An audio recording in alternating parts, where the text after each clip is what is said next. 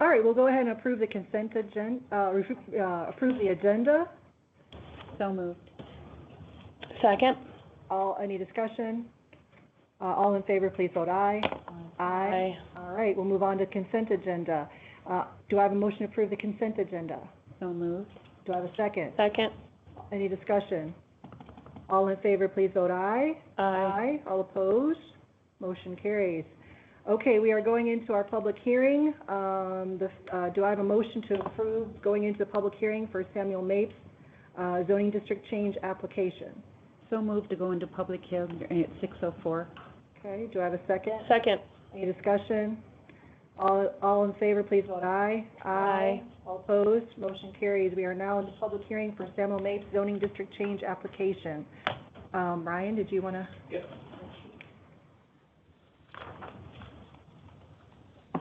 Ryan Hobart, the Madison County Zoning Administrator. Let's talk about our first public hearing here is Sam Mapes, district change application. Sam Mapes, with Sam's Upholstery, is the property owner and is also the applicant for this request. His request is to change the zoning district that he's currently purchased of 3 acres from agricultural to commercial in section 13 of Douglas Township. As stated, currently is zoned agricultural. The applicant is requesting the Board of Supervisors to approve the district change application, converting parcel E in the southeast quarter in section 13 of Douglas Township from agricultural zoning district to commercial zoning district.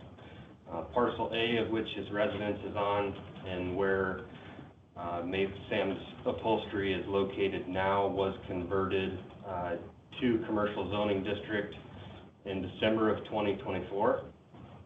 And parcel E is adjoining to that parcel A that Mr. Mapes would like to change the zoning district on.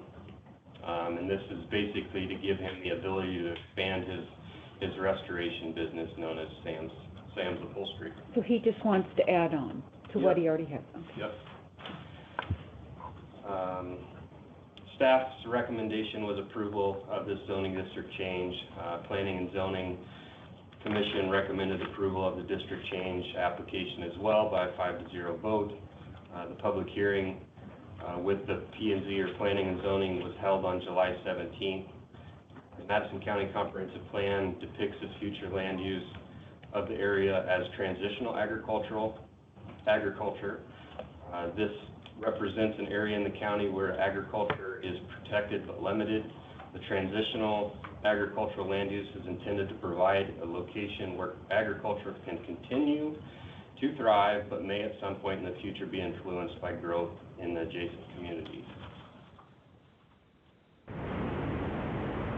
The current zoning ordinance states that whenever public necessity, convenience, general welfare, or good zoning practices are obvious, the county may change district boundaries or classification of property. The staff's opinion that, and obviously the Zoning Commission opinion, that the Board of Supervisors and the Zoning Commission have already determined this to be a valid location for commercial development, as parcel A was switched in December of 24.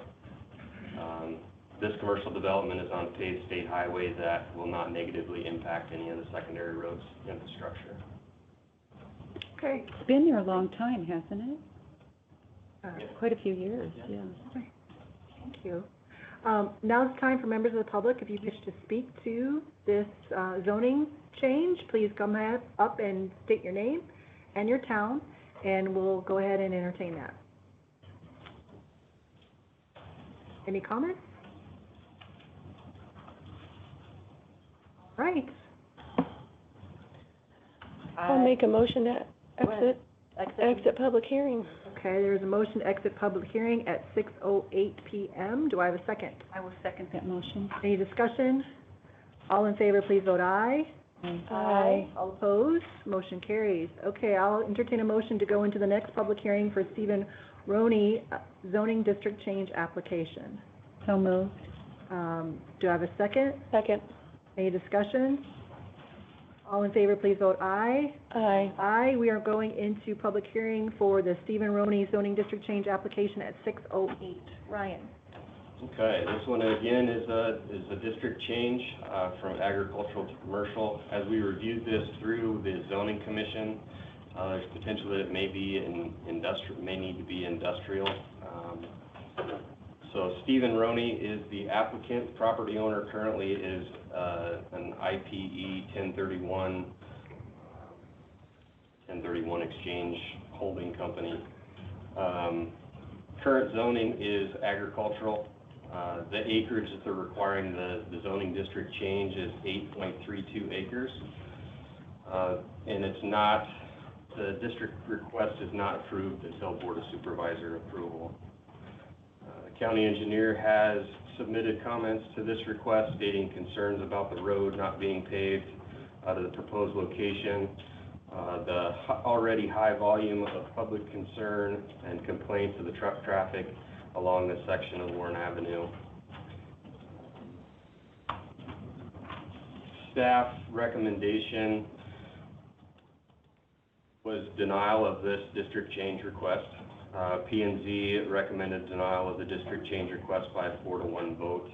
That public hearing was held on June 19th. The Madison County Comprehensive Plan is kind of repetitive. This is also within a transitional agricultural area on the future land use map. Zoning ordinance states, again, this is repetitive, whenever public necessity, convenience, general welfare, or good zoning practices are obvious, the county may change the district boundaries or classification. It's staff's opinion at this point in time that the area shows no public necessity, convenience, general welfare, or good zoning practices by redistricting this tract of land to commercial, specifically because the road is not paved, not on a major thoroughfare that's conducive for daily semi-traffic and travel. The route of travel for many and most of these semis or small Amazon, UPS type of vehicles would be to connect to the interstate, which would mean traveling south from this location to the Cumming Highway, and then east I-35. I think that I and the Zoning Commission think that this site would potentially get to the level of being redistricted in the near future, but I don't believe that at this time it would be wise, specifically because there's no on and off ramps on Veterans Parkway so that they can come straight to this location without some impact on our secondary road system. So we don't have the infrastructure, is that what you're saying? With the infrastructure, it would be a great site, but we don't have the infrastructure? I mean, there would probably be people that would drive it, but would it be good on what we have? My opinion is probably not. Yeah. Okay. And then secondly, it's a 40,000 square foot warehouse planned to be constructed, and they're looking to do it on a private septic system. So ideally, what we would want to have done there is this type of warehouse hooked into a publicly owned treatment works facility to handle its wastewater.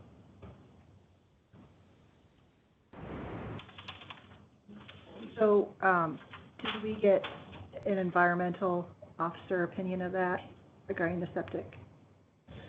No, he didn't provide anything. It would be up to the engineer designing a system for something like that. It's probably possible. It may, depending upon the traffic and if people there might be only 5 or 10 employees in there, but if there's truck drivers and that kind of stuff that are utilizing the facilities, it would all have to be worked out, and it may end up being permitted by the DNR depending upon how they size that. Okay. All right. Thank you, Ryan. All right, now's the time for public comment on this particular district change, please come up to the microphone, state your name and your town, and let us know what you think. Hi, I'm Stephen Roney. I live at 1267 Horn Avenue in Cumming. Lived there for about 5 years, and I am the gentleman who's got the property under contract and trying to do this commercial building out there. I tried to do this about 4 years ago on my own property, and I want to stay close in the Madison County area if I can. I know it's zone transitional ag, concerns around 40,000 square feet. We're flexible to do smaller. I just know that in industrial buildings, almost like a big barn, going to have less bathrooms than some Madison County homes, and the septic system will support it. Also, the traffic, I work with truck drivers a lot, even though we probably only do 1 to 2 a week. We don't do a whole lot more than some decent farmers moving a lot of merchandise, or not a lot of hay or harvest time for sure. But with where that's sitting right now, we went through West Des Moines, and my conversations with West Des Moines were, I thought they were going to be harder, and they were like, yeah, this is zoned in our master plan to be future commercial industrial. And that was like, okay, I got them to give me the green light on it. My engineer and I did a lot of work, and we think we can put that on there with minimal extra traffic. Of course, I have 2 full-time employees, so we're mainly just sorting out inventory in this warehouse. Obviously, we have, what's the big electrical, Microsoft right across the road.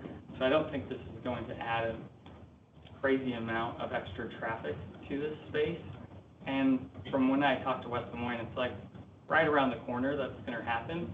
I would really like to have the option to purchase it contingent on being able to transition to commercial for just this little section in the corner that we're trying to do. I think that it would be good for Madison County. Obviously, like, I want to do things in Madison County. I live in Madison County. I've talked to Warren County about it. I just would like to be on this side of the road if possible. And so my just plea is that you hopefully consider it's right around the corner, and we don't have to wait for things to get here. I think there's federal potential prospects of having an exit right off Veterans Parkway, and we don't necessarily need to wait for this.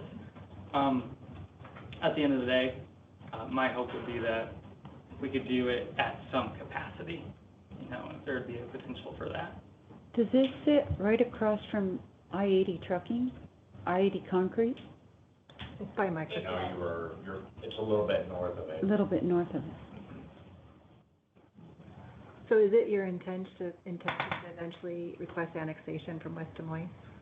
My hope is that, from what West Des Moines has said, like, they're aggressively trying to acquire, and once they acquire the property just to the north, then maybe there's a better chance that they try to acquire and then put a road through there. Because some of those property owners to the north are so far they've not been willing to sell.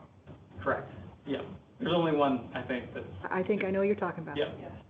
But as fast as they want to, like, I didn't initially want to, but my engineer and I have placed the road in a place that we could put the building on, and the future road could go through there smoothly. Again, will that be a year or 20 years? Who knows?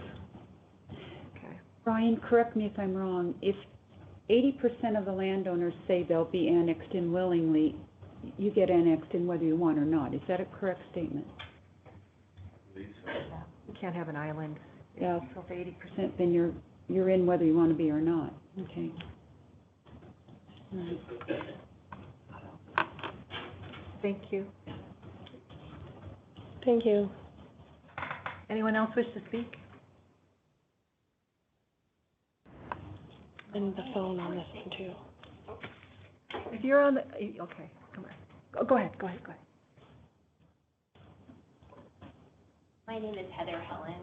I live at 2467 167th Court in Winterset.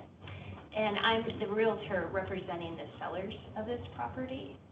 And I don't have a lot to add to what Stephen said, but just as you acknowledged, it is across the street, just a little to the north of I-80 Concrete, which I recognize is in Warren County. But that causes a lot of the traffic. And Microsoft is driving, traffic is coming from there. I get the strain on the road. Seems a little unfair to my sellers who are trying to sell this property and Stephen who's trying to buy it, that he's the tipping point when he has a relatively small business that he's trying to, small amount of traffic that he'd be adding to it. And the sellers themselves, I know they're a LLC that's listed, but it's actually 3 people, and 2 of them are going to be living adjacent to this property. So they're fully in support of it, and not only in terms of the sale, but also in terms of being his neighbor. And so I guess if you don't allow this, what could be built there? Does it have to stay ag? The city of West Des Moines has already put it in their comprehensive plan that it's to be commercial and industrial. That's all I wanted to add. Okay. Thank you. If you are on the phone and you wish to speak, please hit *6 and unmute your phone so we can hear you.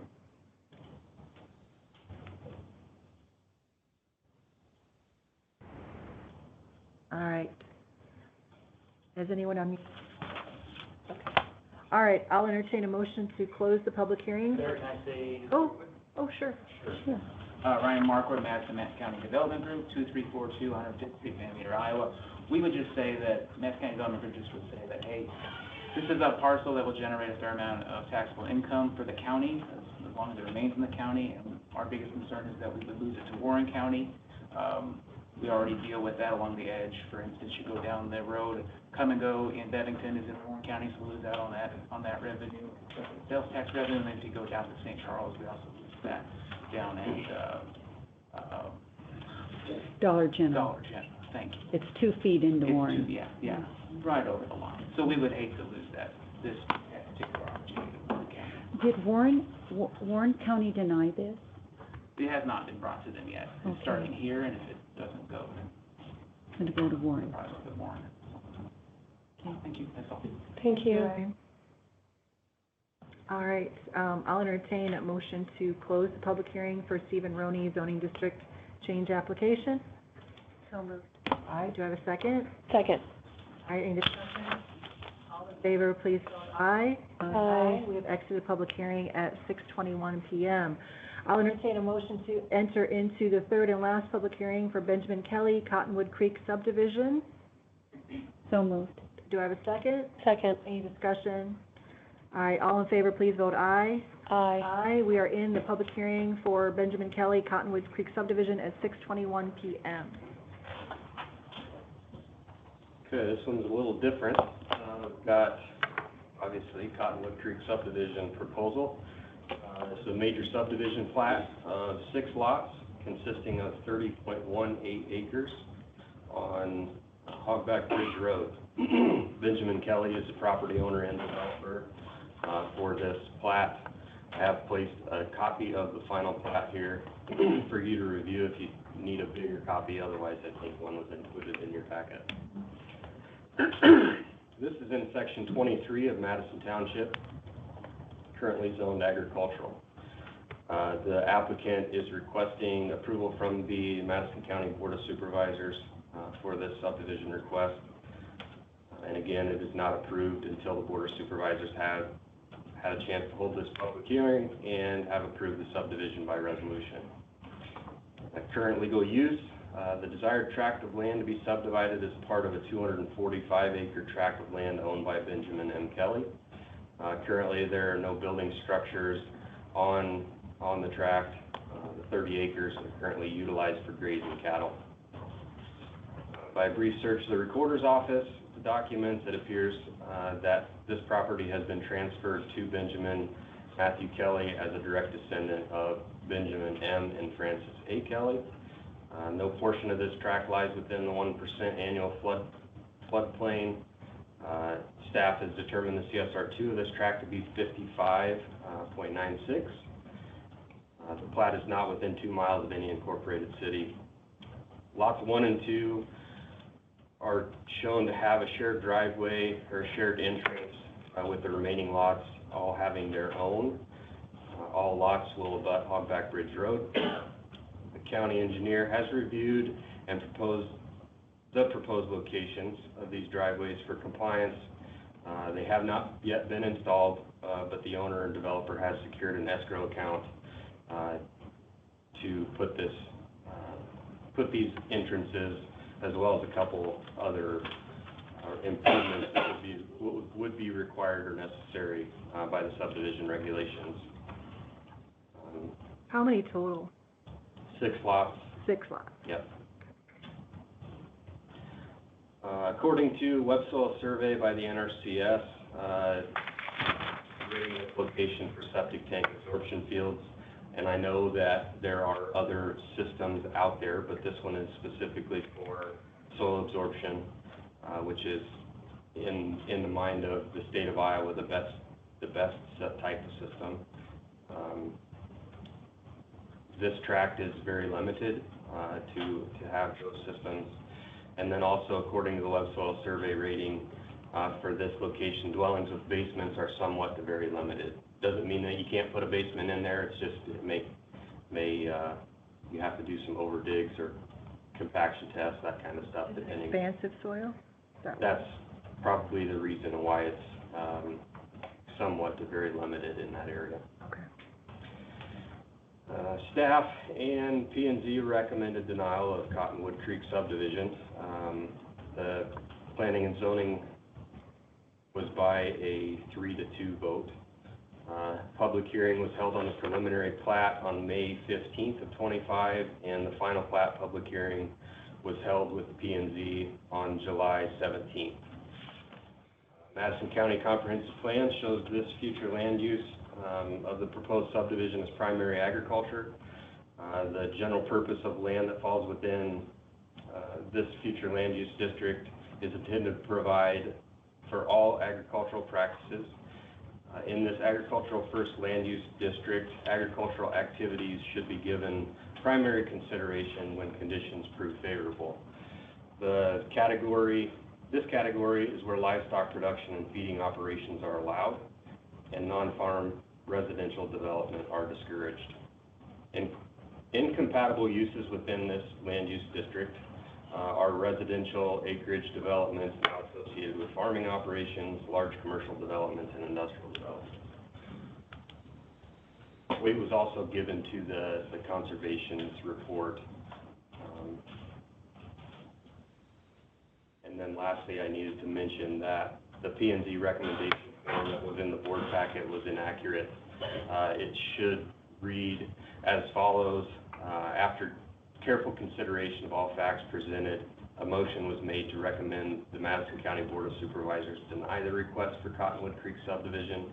And then I've got the Zoning Commission meeting minutes and the voting tally to provide proof of that. Thanks. Thank you, Ryan. All right, now it's time for the public to speak. If you wish to speak, please come up, state your name and where you're from, and let us know what you think. Hi there. Hi. Good evening. My name is Ben Kelly. I'm from 1684 Mueller Court, Winterset, Iowa. I am seeking approval for Cottonwood Creek development. I'm a third-generation Madison County farmer and rancher. I also lived in, we're currently doing business in Madison County or going to retire to Madison County. After the Zoning Administrator's report and recommendation, we discussed the following during the preliminary plat meeting in June, where Cottonwood Creek development was approved 3-1. Some of the current concerns were this was prime agricultural farmland. The staff report indicates, as Ryan just said, CSR2 is 55.96, which is the lowest rating for agricultural land. A CSR rating of 83 or higher is considered high productivity farmland. Medium is 65 to 83. Low is 65 or lower. Prime farmland is defined in the comprehensive plan, confirms that our farm does not meet the definition of prime farmland, page 91 of the comprehensive plan. A second argument that we had during the preliminary plat meeting was that we need more cows or more land for cows versus homes. From the preliminary, or from the comprehensive plan, from 2002 to 2022, beef cows have decreased by 21% in Madison County, or 4,000 head. Additionally, we've heard we don't have enough acreage for farmland. According to the comprehensive plan on page 26, farmland has increased from 304,333 to 311,000 acres from 2002 to 2022 due to reclamation projects by farmers, tiling, cat work, things like that. We did talk about traditional absorption septic fields during that time period. According to the comprehensive plan, the majority of Madison County is considered very limited for absorption fields, which is the same rating given to this property. Alternative systems, most commonly known as sand systems, are available if these lots don't qualify for a traditional field. The cost is not prohibitive. And in your map, this one is tank absorption. The orange shows Madison County, which is not, it's all very limited.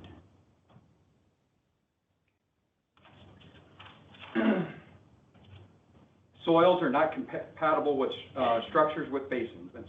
The comprehensive plan states the majority of the soils in Madison County are considered very limited for a dwelling unit with a basement.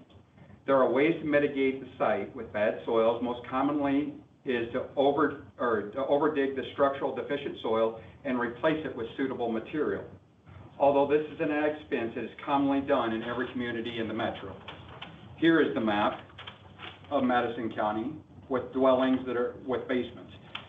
According to your code, orange is very limited and yellow is somewhat limited.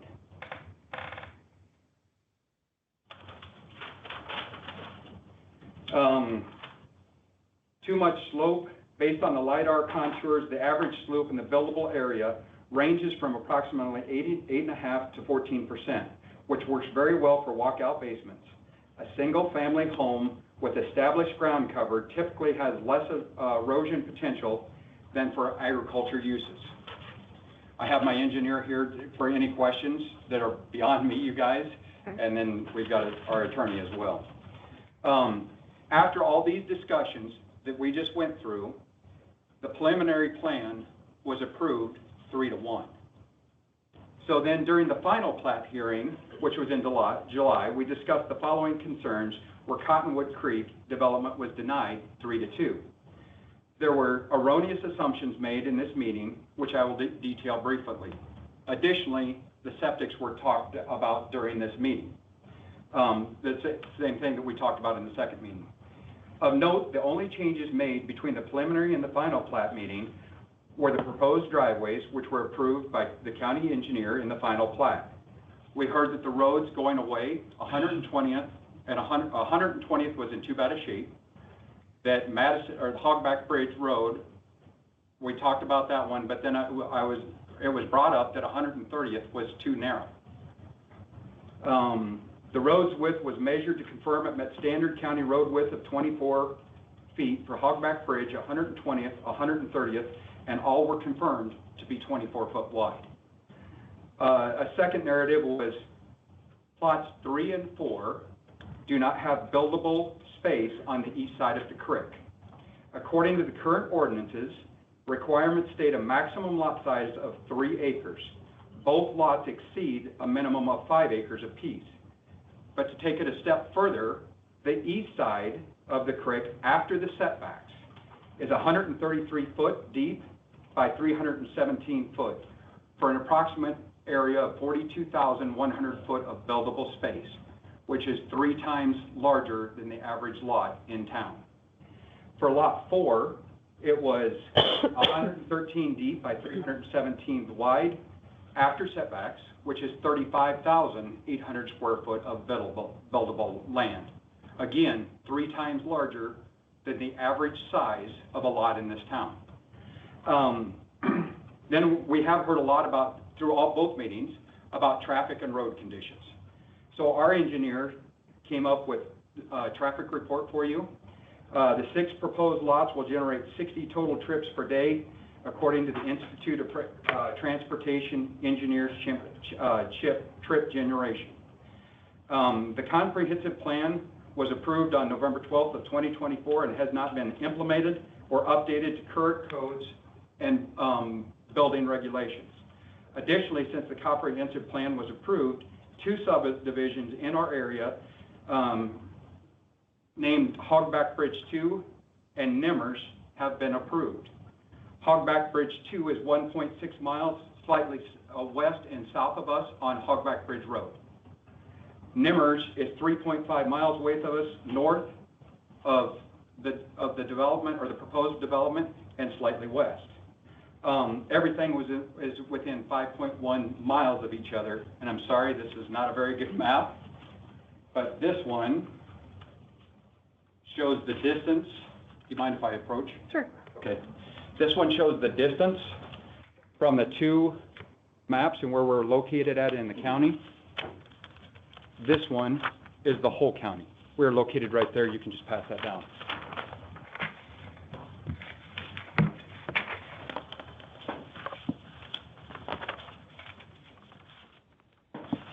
So my question to the Board of Supervisors, with potential denial of this plat tonight with the information provided and a previous acceptance for Hogback Bridge 2 in the area, Nimmers, and a preliminary plat approval for this development, how can we reconcile not approving this tonight? I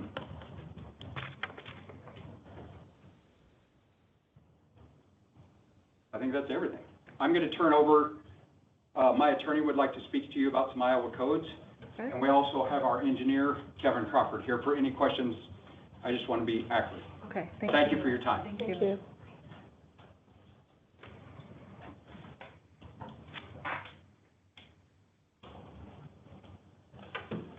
Good evening, my name is Trevor Swinehoose. I'm an attorney with the Schindler Anderson Law Firm in West Des Moines, Iowa. I represent Mr. Kelly in matters related to this development. Don't need to rehash everything that Mr. Kelly had outlined. I think he did a nice job of pointing out the maybe mistaken assumptions and corrections in why this plat should be approved. But ultimately, I would direct the board's attention to Iowa Code 354.8. That is a code section that requires approval if a subdivision plat is in compliance with the statutes and ordinances that are in effect at the time the plat is submitted for approval. There is reference to conformity to a comprehensive plan in that code section. As Mr. Kelly has pointed out, while this subdevelopment or this plat is in a district zoned as agriculture for future agricultural use, it is not prime agriculture. It's not even good agricultural ground. There's no need to protect this from the path of development in Madison County. Ultimately, with the previous plat approvals of developments in adjacent ground to Mr. Kelly's development, it seems the board may be passing into some discretionary territory where the board is approving or denying on a case-by-case basis, and that is not the standard that you are to apply tonight. It's whether or not this plat applies and complies with the applicable statutes and ordinances that are in effect. This plat does so, and we would request that this plat is approved. Thank you. Thank you. Anyone else wish to speak?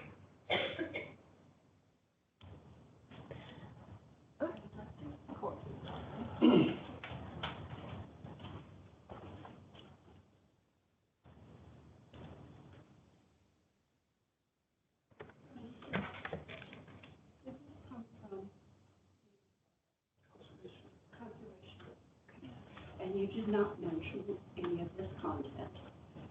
No, but they should have it. They should have it. Okay, I'm going to call their attention to it. This is Nancy Forrest. I live at 2299 152nd Street, Winterset.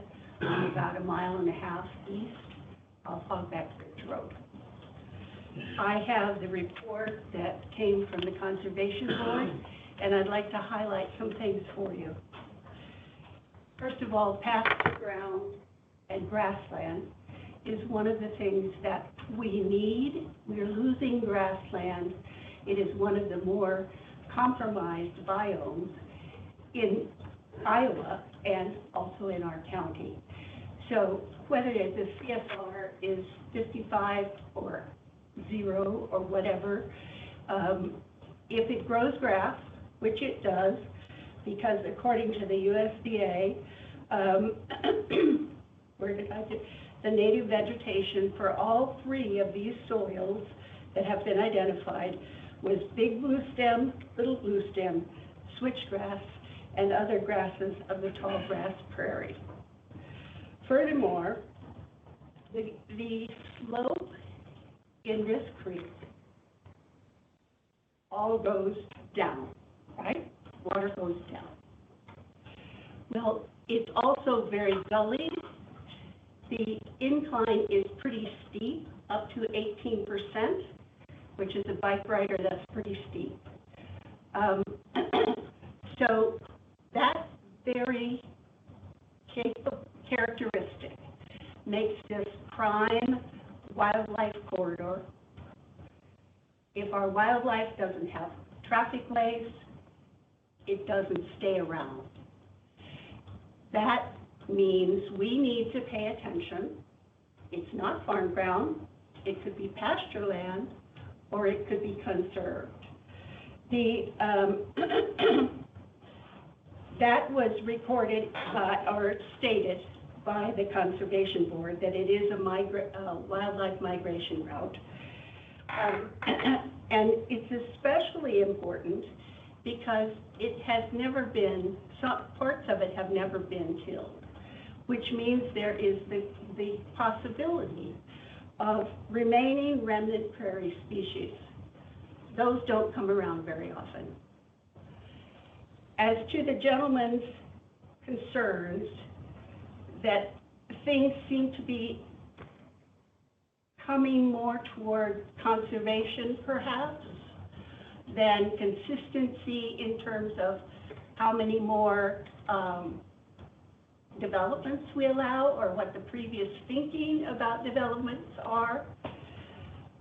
Having the ability to step back and try to balance between the needs of a producer or a developer, we have to allow space for conserving what makes our county beautiful and what also makes our species diversity higher. Thank you. Thank you, Nancy. Thank you. Anyone else wish to speak?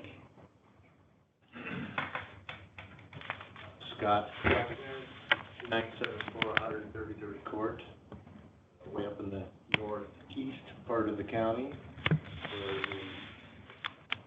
the house building is coming our direction.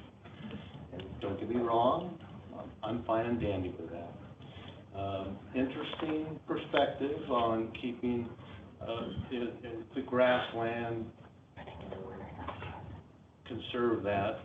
But if you're a landowner, you're thinking in terms of the economics. 55 CSR, grew up on a farm, not much you can do with it other than grazing. But if you can't make any money, with livestock, what are you going to do as a landowner? Look at options. So that's what I was doing. Just thought I would throw that out there.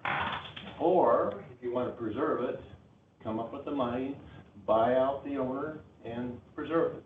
But it is private ground. You need to think in terms of the options that benefit the landowner if you want to preserve it for grassland, anything conservative, or conserving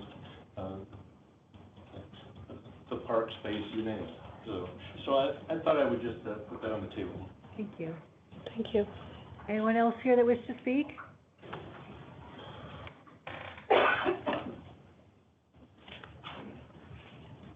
Good evening. My name is Kevin Crocker. I'm the Cooper Crocker Associates, 475 South 50th Street, Suite 800, West Des Moines. I'm here with Mr. Kelly. As far as the the conservation report, they said there could be prairie remnant throughout that ditch. Now, the trees that are along that bank aren't going to be removed by anybody except for where the one creek crossing has to go into. Trees sell lots, so I can't imagine that they're going to go in and rip out all those trees along that creek bank. The report also stated that could be a pathway for wildlife, and could be. Didn't say it is. In fact, the only thing that it actually identified as certainties is the soils, which we already know all that. So there's a lot of could be potential in that report. So if he's talking about watershed damage, there was potential watershed damage too. So I think raising cattle on that's going to have a lot more erosion than having a lawn that someone's taking care of and maintaining. Thank you. Thank you. Anyone else here? Otherwise, I'll go to the phone. All right, if you wish to speak, please hit *6 and unmute your phone.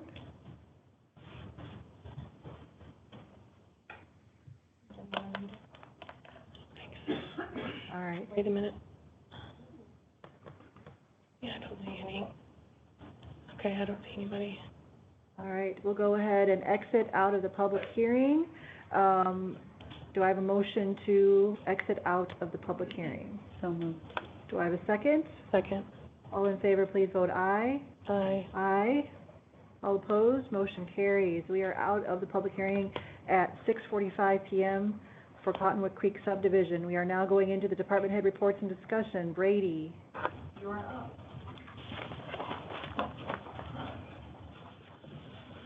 All right, hello, my name is Brady Plummer, I'm the EMS director for Madison County. Try to make it quick, hate to take time from Mike.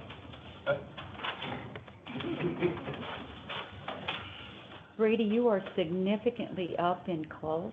Yeah, last month we had 159 calls. We're up about 60 calls from last year already. We were averaging, last year we averaged about 104 to 107. We're up significantly from last year. 159 last month alone. July 7th, we had a hinterland meeting. July 9th, we taught CPR to most of the police department. County Fair was the 16th through the 20th. Was pretty good. We did have a few calls out there. On the 17th, we did naloxone training. The state has a grant program out there that anybody can really, if you got a group, you can sit through a naloxone training, and they will issue you free naloxone. There's some reporting you have to do with it. It's not very stressful. The training's kind of boring, but I mean, we're EMS, so we've gone through a lot of it already. Again, a couple more hinterland meetings we had, and then the 1st, the 2nd, and the 3rd we had hinterland. We staffed a truck at hinterland this year to try to mitigate. We upstaffed. They had about, I think they estimated, it was roughly 75,000 people. I don't know the exact numbers. 75,000? Roughly, they were figuring roughly 25,000 a day is what they were figuring. Oh, total. So we staffed a 3rd truck over there to try to mitigate us having to go over there. We staffed in the campground. We did do one transport from there. We did do quite a few, Band-Aids and stuff like that would walk up to the ambulance and stuff like that. But on 8/5, we did do the remaining PD, CPR. We did a bike rodeo on the 6th. We provided first aid for that with the hospital, and then today and tomorrow I'm at a billing conference, which is all it sounds like it's for. So, any questions on anything? Thanks, Brady. All right. Thank you, Brady. Thanks for all you guys do. Thank you. Next one, Mike.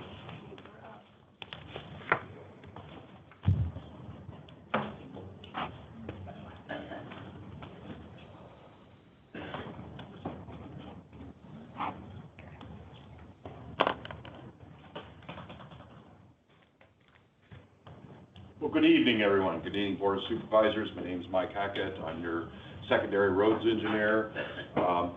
I've got, kind of a quick little PowerPoint. It probably won't take any longer than 4 or 5 hours. No, I'll go through this as quick as I can. Thank you, Brady. I appreciate everybody's patience here to go through this. There's a lot of business tonight. You know, it's been 3 weeks since I've been here to give any kind of report. So I'll kind of run through this as fast as I can. I know you have a lot of other business to do. Madison County Secondary Roads, like I said, I haven't been here in 3 weeks to talk about what's going on. I want to thank, first of all, the staff of the Secondary Road Department. They've been working very hard. We have a lot of projects going on. And there's a few things here. Some of this stuff I've brought to the board before. It just takes a long time to get projects going, and we're in those phases of construction. The first thing I want to talk about is the Pitzer Bridge Replacement Project. It's in the 1700 block of Pitzer Road. It's a complete bridge replacement project. We are on schedule with this, which even with the weather we've had, we are hoping maybe late winter weather contains. This is a $1.7 million project. It's federally funded through bridge replacement funds and some state funds. Can we go to the next one, please? That's kind of a rough map of where it's at. We'll go to the next slide, please. That's the phase we're in right now. We're down in the river there in the piers, putting foundation piles in. As of today, we have abutment piles, 2 pier piles, and we're going to be on the fourth set of abutment piles, and hopefully we get out of the bottom of the river and move on. So it's kind of what's going on there. Are we doing that, Mike? This is a LET project. Oh, okay. Yeah, these first ones are a LET project. I'll make note of that as we go to the next slide. Cumming's Road resurfacing. This is a LET project. It's from roughly 155th Street to the Madison County Warren line. The type of project is a 4-inch asphaltic overlay with base patching. We are on schedule with this project. Having conversations with the contractor. I'm hoping they're in here late next week to start the next phases of this. We also hope to have this done early fall, get it done. Traffic management for this, it is open with a pilot car and flaggers and will remain that way. There will be some times where it will be congested. I know we had some congestion during the patching operations. We're going to try to maybe have some different methods to maybe shorten that wait, but please be patient with us. This is a $4 million project. This money comes from what we call the Farm and Market Fund. I won't go into a lot of that. Next slide. That's where it's kind of located.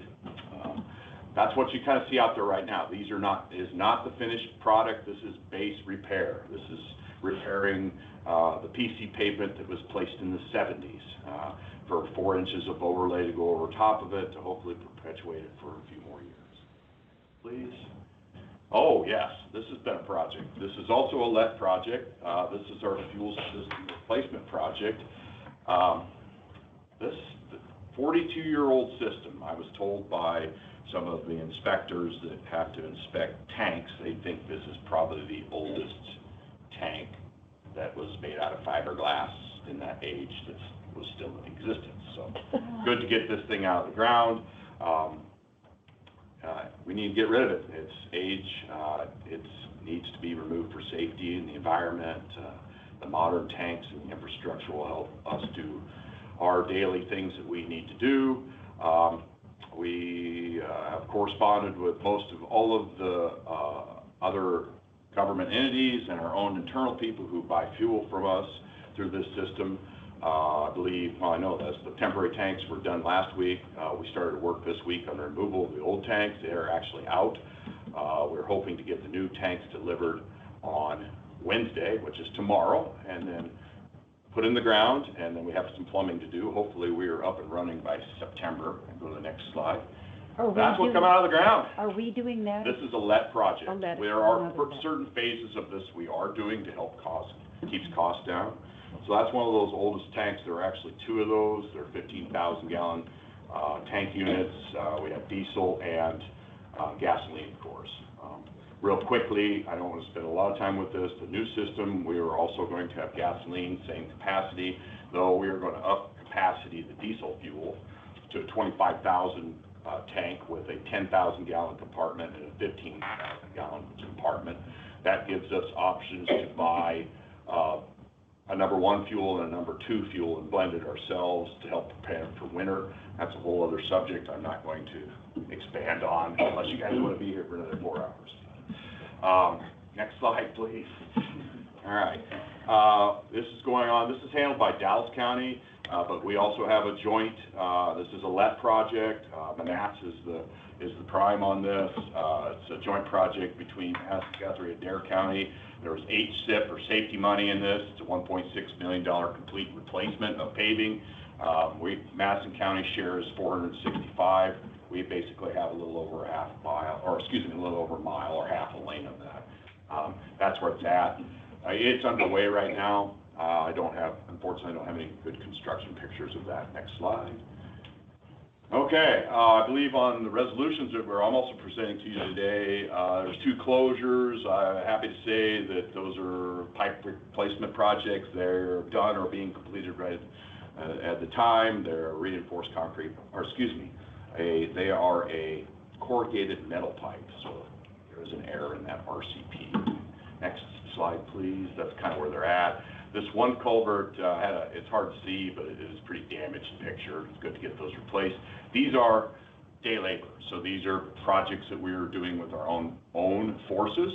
I've talked about this before during the 5-year talk. We talk about day labor, and this is what we're scheduling for the following year. These are the projects that are being done, what we consider day labor. Next slide, please. Yes, we also have a day labor road shaping project. If a person gets excited about a project with day labor, this is the one that this is good. This is good stuff. Our road systems, especially our rock system, we have 755 miles of this. This road system was basically built, and then the last time it was what I would call heavy graded was right after World War II through to the 60s. One of the most important things with roads are drainage. The systems are just like a roof on your house or the windows or your siding. They need to be updated. And unfortunately, we don't have enough funding to continue to do what we would call heavy grading. But there are places that we could do what we call light shaping or grading. And what we're doing here, I'm going to have a really short video, is recrowning the road so it drains.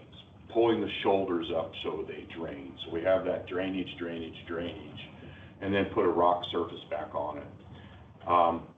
It takes time to do this. You can see we did 3/4 of a mile for around $40,000. But what that does is keep us from not rocking it constantly. You know, that's the idea. But again, if we can only do a couple miles a year, it's hard for us to do this, but we need to be doing more of this. And I ask for the patience from the public because it takes a little while to heal. It's kind of like sodding a new yard. First year when you grow the grass, maybe it's not what it needs to be. By the next year, it's there. Anytime you have an earth-moving project, it needs to go through a freeze-thaw cycle. That's the best. All right, let's see the video here. Hopefully we can get on the next one, and I won't. Okay, so we're using our existing equipment here.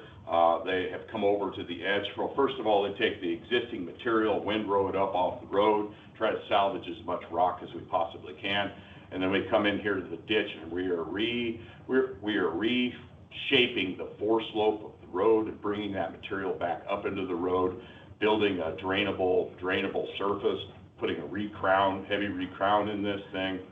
I can go on at another time if the board is more interested in a longer presentation, but that's the type of stuff that's going on there. Of course, you didn't see the other equipment, the roller, another dozer. But this is the final product, and this is the seed has not come up. We reseed the ditches, so it's trying to regrade the road with as little equipment and less disturbance to the system. Get it crowned, get it going. So I'm kind of excited about trying to keep this process going. We did this years and years ago and kind of got away from it, and I think it's good to get back to it. That way we're not spending as much money in aggregate in the same spots. All right, next slide. Oh, yes, boy, we've had a couple tough 3 weeks with some flooding. Where do I to go there. We had 5 to 7 inches of rain, and I'm sure everybody dealt with this. This is real common with the roads. We had that 7 inch or 5 to 7 inch, depending where we were at, and we had 3 the other day, and maybe even more, 5. The totals aren't all the way in on this. This is very critical to the road system when you get these type of rain events. The repairs are going to be ongoing for months. We triage this when this happens. The very first thing most important is public safety. If we've got to close a road, we've had to close or barricade the Cummings Road off a couple times. The highway systems are the priority, and then we kind of come down into the lesser. It's just, that's the way we do it. We don't have enough signs to close all 1,000 miles of road, and hopefully we don't have to do that. But it's usually a short event, gets over, we triage it, we get out there and we start evaluating the roads. What do we need to keep the road open? What do we need to keep the road open because there's a culvert there or a bridge? And we triage those things, and we may make temporary repairs and notes and then come back at a later time. So all those things are going on immediately. In the meantime, we have 9 motor patrol zones that have about 80 miles of that 755 miles of road that we have. And those guys out there, hats off to them. Again, we couldn't be doing what we need to be doing without those fellows out there doing that. And it takes 14 hours to go over their zone from one event. That's one way. Okay, that's not making extra passes. That's not stopping in the intersection. So when we triage this, like I said, safety for the public. Next, we're looking at structures for the road crossing, and then next we're into this, trying to shape the roads back up. Well, when it rains one week like that and does it again, you got to start over again.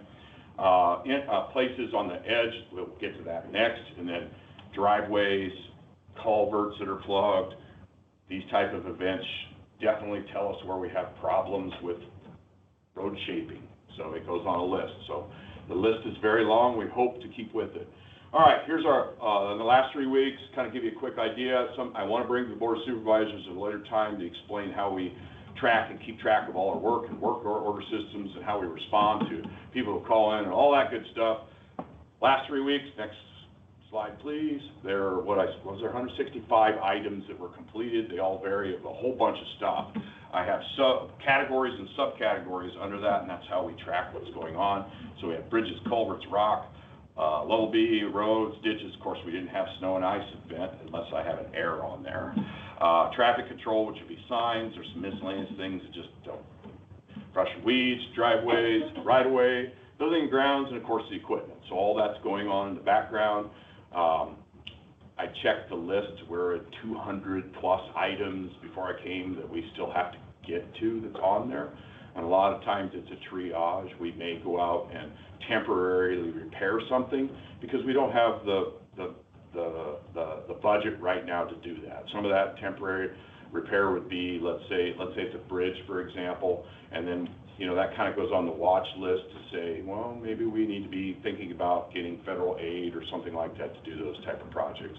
A lot of those day labor projects where the culverts are, this will be a map to kind of tell us what's going on. We can track that through that system, and it may be 3 years before we get back to it, but we are aware of those things. And again, it's just trying to keep the system open and going.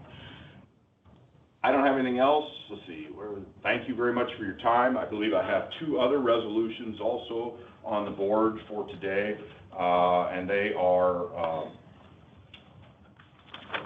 bridge foreman, I believe, and mechanic 2.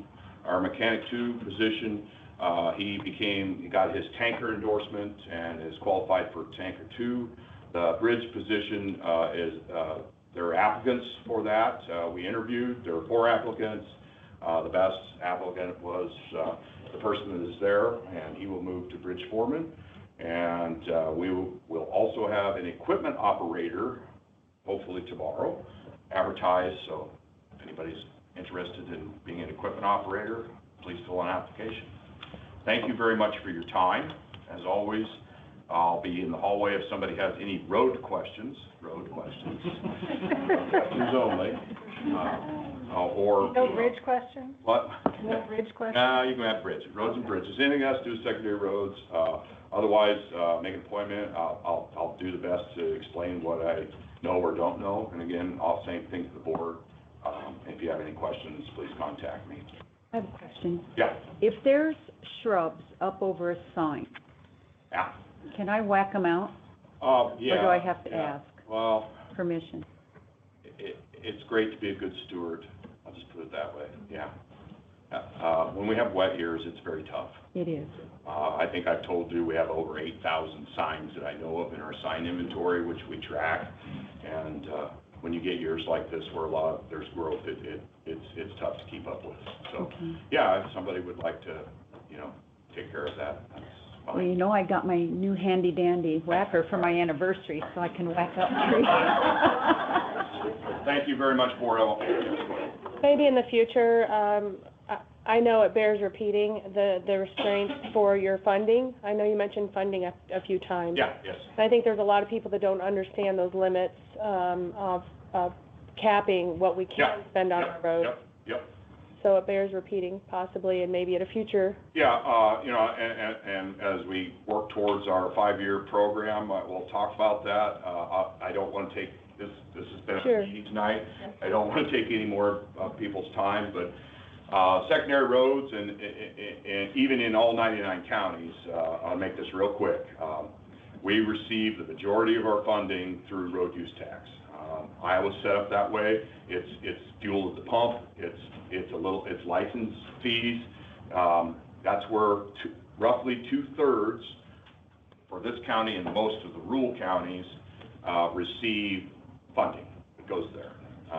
The 1/3 property tax. And so if you look at your property tax, and it depends on what district you're in, but generally, if you pull out your receipt, you're going to see several things there, and there'll be a county, and it's somewhere between 20 and 25, depending percentage. 10%, roughly 10% of that 25% comes to the secondary road department. So that's a very general. I can break down to every penny if you want to know it, but that's a general good rule of thumb just to kind of go through that. That hasn't increased for years, has it? It's about the same. It's about the same. Yeah, and I don't want to take any more of your time, but that's just kind of a general thing. And then there's what we talked about, farm to market and those LET projects, big capital projects. This county also receives monies for that, and that's portioned through federal tax and through state tax. And it's based on population lane miles. There's a formula for it. Again, I don't want to go any farther than that, but yeah, if you want me to, I can give you as much time as you want on that. Seems we can't say it enough. Yeah, you bet. Again, thank you everybody for your patience. I don't want to take any more of your meeting time. Thank you. Thank you, Mike. Yep. All right, next up, Ryan Marquardt.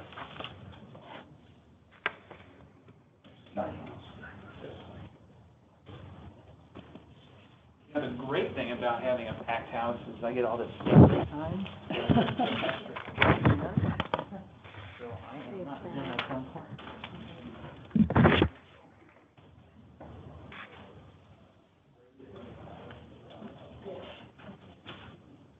So Ryan Marquardt, Madison County Development Group. So just to get you updated on some of the stuff we've been working on, just looking at our revolving loan fund, we've got about $47,000 sitting in that loan fund currently. We have 7 active loans. We have 3 possible loans we were looking at. 2 were in Winterset. One is one that we're very bullish on going after. We got a business that bought a business downtown, and we'll come in and do a second mortgage and help them with the basically a renovation of that space. We had one in Hellan. We put a lot of time into that project and trying to get them financing, and they were able to get that entire project privately financed. As much as I'd like to do a project in Hellan, that one's not going to happen this time. We do, on the financing end of things, we're also working with another service provider that we're having conversations with about financing, and we have 2 other potential businesses that we're having conversations with equipment financing. On the ground that we own, so for those who don't know, Madison County Development Group owns a chunk of ground, mostly a glorified ditch, from Buchanan to the highway north. The appraisal came back on that, and so we will continue to have discussions with a potential local business buyer, but we also want to keep our options open, so I'm going back through Tom's information, and we have at least one potential older business that might be as well. older lead that might result in some activity on that site. We're doing other site discussions. We are also working with 2 businesses in Winterset. They're trying to find locations that might work for new construction. One of those is like, I want to push dirt now. The other one is probably looking at 1 to 2 years, lock up the site now, and then work toward building financing in the future. We're also circling back with the Earlham commercial site that we've been working with in the past. We just want to run that by a few other people and get some opinions on how we would approach that site. And then also in Earlham, we continue to have some discussions regarding residential ground. We know that the housing market's very tight there, so we continue to have those conversations. Recent deaths and things that may not affect things. We don't want to get involved in that kind of stuff. We want the dust to settle, but we're kind of keeping an eye on that situation. Have you talked to the city at all regarding their tax abatement program? Yeah, I have. My opinions might not match the city's opinion, but, you know, Winterset does not have one, but Earlham does have a 5-year, 100% tax abatement on new construction currently. Now, if you have housing would not be fully abated, because the school portion of that would not be abated. So, but if you had commercial, the whole thing would be abated, or industrial. Let's see here. Oh, and so we are also looking inward on ourselves, so we are trying to start conversations with the University of Northern Iowa Decision-Making Institute to do a strategic plan for our organization, because I never really had one, I don't think, or I cannot find one. So in our 30 years of existence, I don't know if we've had a particular strategic plan, so we're going to fix that. Other things that we're working on, we have a larger business expansion project that we continue to try to assist on, and we continue to be involved in professional recruitment. You know, the list is pretty long: optometrists, lawyers, CPAs. We have a couple businesses where the owners are probably near retirement age, and trying to help them find people to pass that business on to. And that's an instance where we might work with the University of Northern Iowa Leadership Institute, or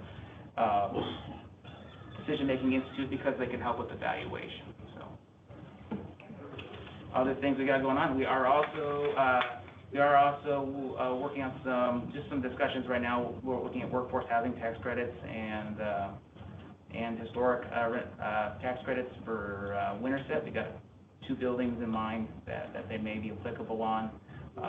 We got kind of a refresh on that at the Iowa Downtown Conference that I was at last week. And then we are working in Winterset right now, identifying potential, because the housing market is also pretty tight in Winterset. We have a new builder that'd like to get into the home building business, so we'd like to see if we could find him some lots. So we've gone down and cataloged the city for what lots are established houses that could be split, or what lots are open, to create a directory of all those lots. And if that works there, then maybe we'll do that in other cities. That's the stuff we got going on. Any questions? Yes. Would you ever entertain Greater Foundation paying some student loans if people, lawyers and doctors, would relocate here? That would definitely, I think that's unlikely, but I am not the board, so I do not know if the Community Foundation, which we also manage out of the office, would do that. Okay. So maybe. Just never say never, but again, I don't control the board's decision making. Okay. Thanks, Ryan. Interesting proposition. Thank you, Ryan. Thank you. Appreciate it. Thank you. Okay, that brings us to public comment. I'm sorry. Iowa behavior, did that not hear? Iowa behavior. Under Ryan? That one got taken off. Oh, I got taken off. thanks. Okay, so we're at the time for public comment. If you wish to make a public comment, please come up, say your name and your city. You are limited to 3 minutes. We'll go ahead and do the folks in the room first, and once we're done with them, those on the phone, if you wish to speak, make sure you hit *6 to unmute you. And then can you mute individually rather than muting all? You can't, so when you mute, I can. Let me know so I can unmute my phone. Yeah. So we'll go ahead and start here with here on site, and then we'll move to you guys, okay? So who would ever like to speak, please come up and state your name and your town.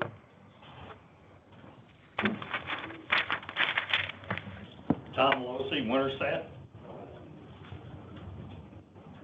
I run for supervisor last year, and we're in trouble. I got a text from head of Stancil wanting to give me Hobbs information and work together. I'm running against her. Now, don't you think that's a little corrupt there? And I have it here on my phone that she put, if you want to talk to the other candidate, I can get you her contact info. Perhaps strategize together. Just a thought. Why would I strategize with my opponent? I want an answer. You're the one that put it out there to me. Why would I strategize to my opponent?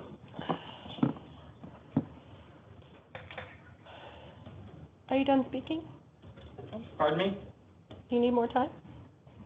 I can't hear you. Do you need more time? No, I don't. I got 3 minutes. I'm waiting for her to answer my question. This is public comment. We don't really engage in answering questions. Sounds like you have her number, or maybe you reach out to her directly. No. Okay, let me rephrase it. We're in trouble on this election, too. And you don't answer to that either. You don't answer to anything that you're not privy of doing. And I'm going to stand here for 3 minutes so you remember me.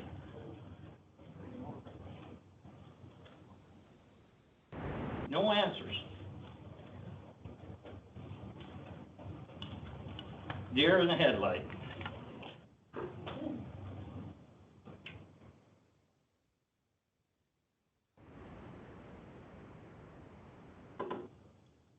You can't, were you privy to that? I knew She you was were going to running. give you your my information to you? I knew you were running, and I had heard, not from her, that you couldn't decide what party you wanted to run on. No, that's not true. Okay. That's not true.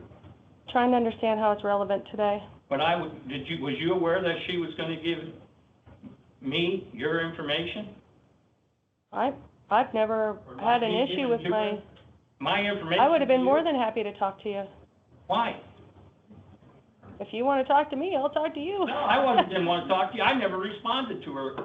Then what are we doing here? What are we doing here? This just shows how corrupt it is. That they're smirking and everything. Whoa, we got. I'm happy to talk with anyone that reaches out to me directly. Pardon me? I'm happy to speak with anyone who wants. That's not the point. It was an election. Good question. You don't get it. You just don't see it. Good time. All you is see. Thanks, Tom. Yeah. All right. Anyone else wish to speak? Come up, state your name and your town. You have 3 minutes.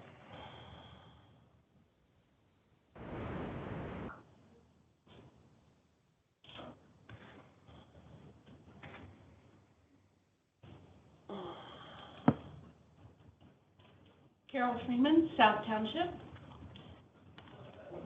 I want to speak in opposition to, excuse me, I have a cough drop, to the board hiring outside counsel.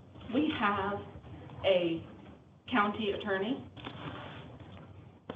The people of Madison County have elected you all for your position. We've hired you for this job. Part of that is using county funds wisely.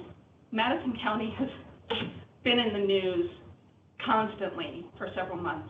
Part of that being questionable use of funds. We don't need to hire outside counsel. We need to work with the counsel we already have. Thank you.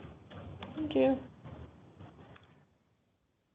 Who would like to speak next?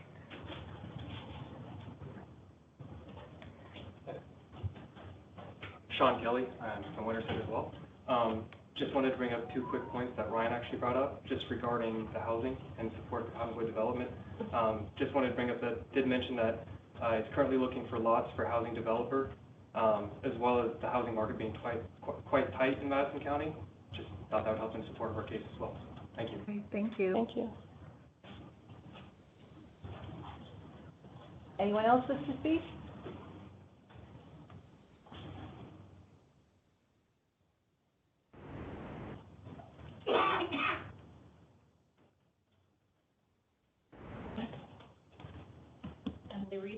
Winterset, Iowa.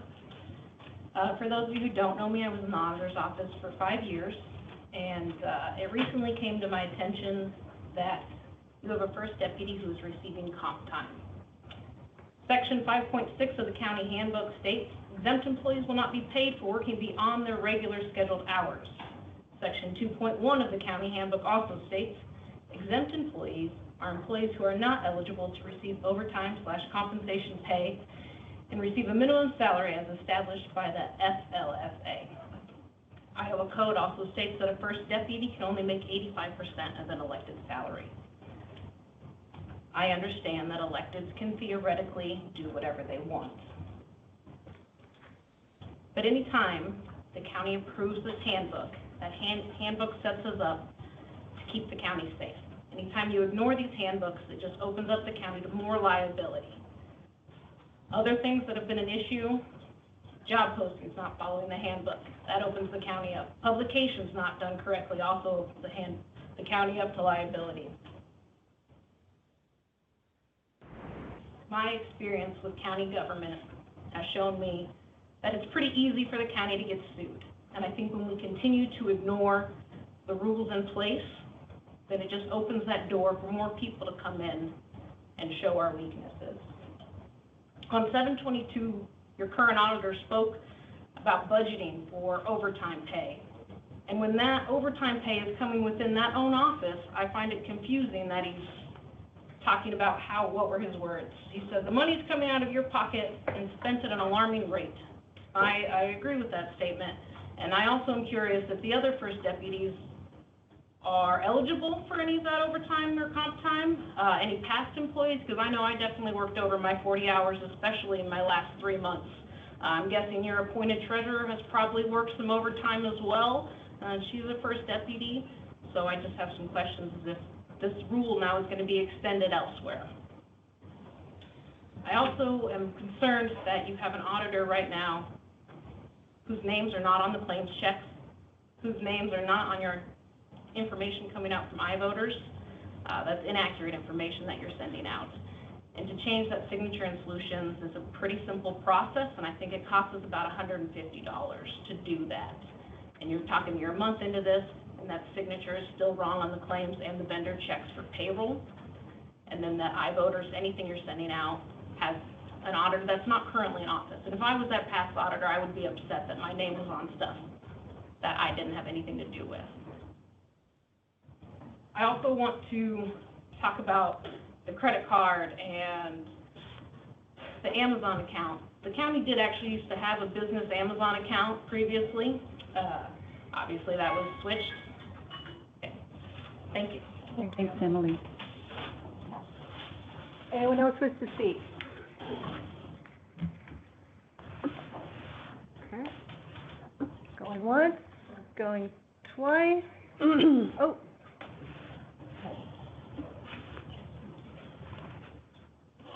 Hi, my name's Dan Shaver, Winterset, and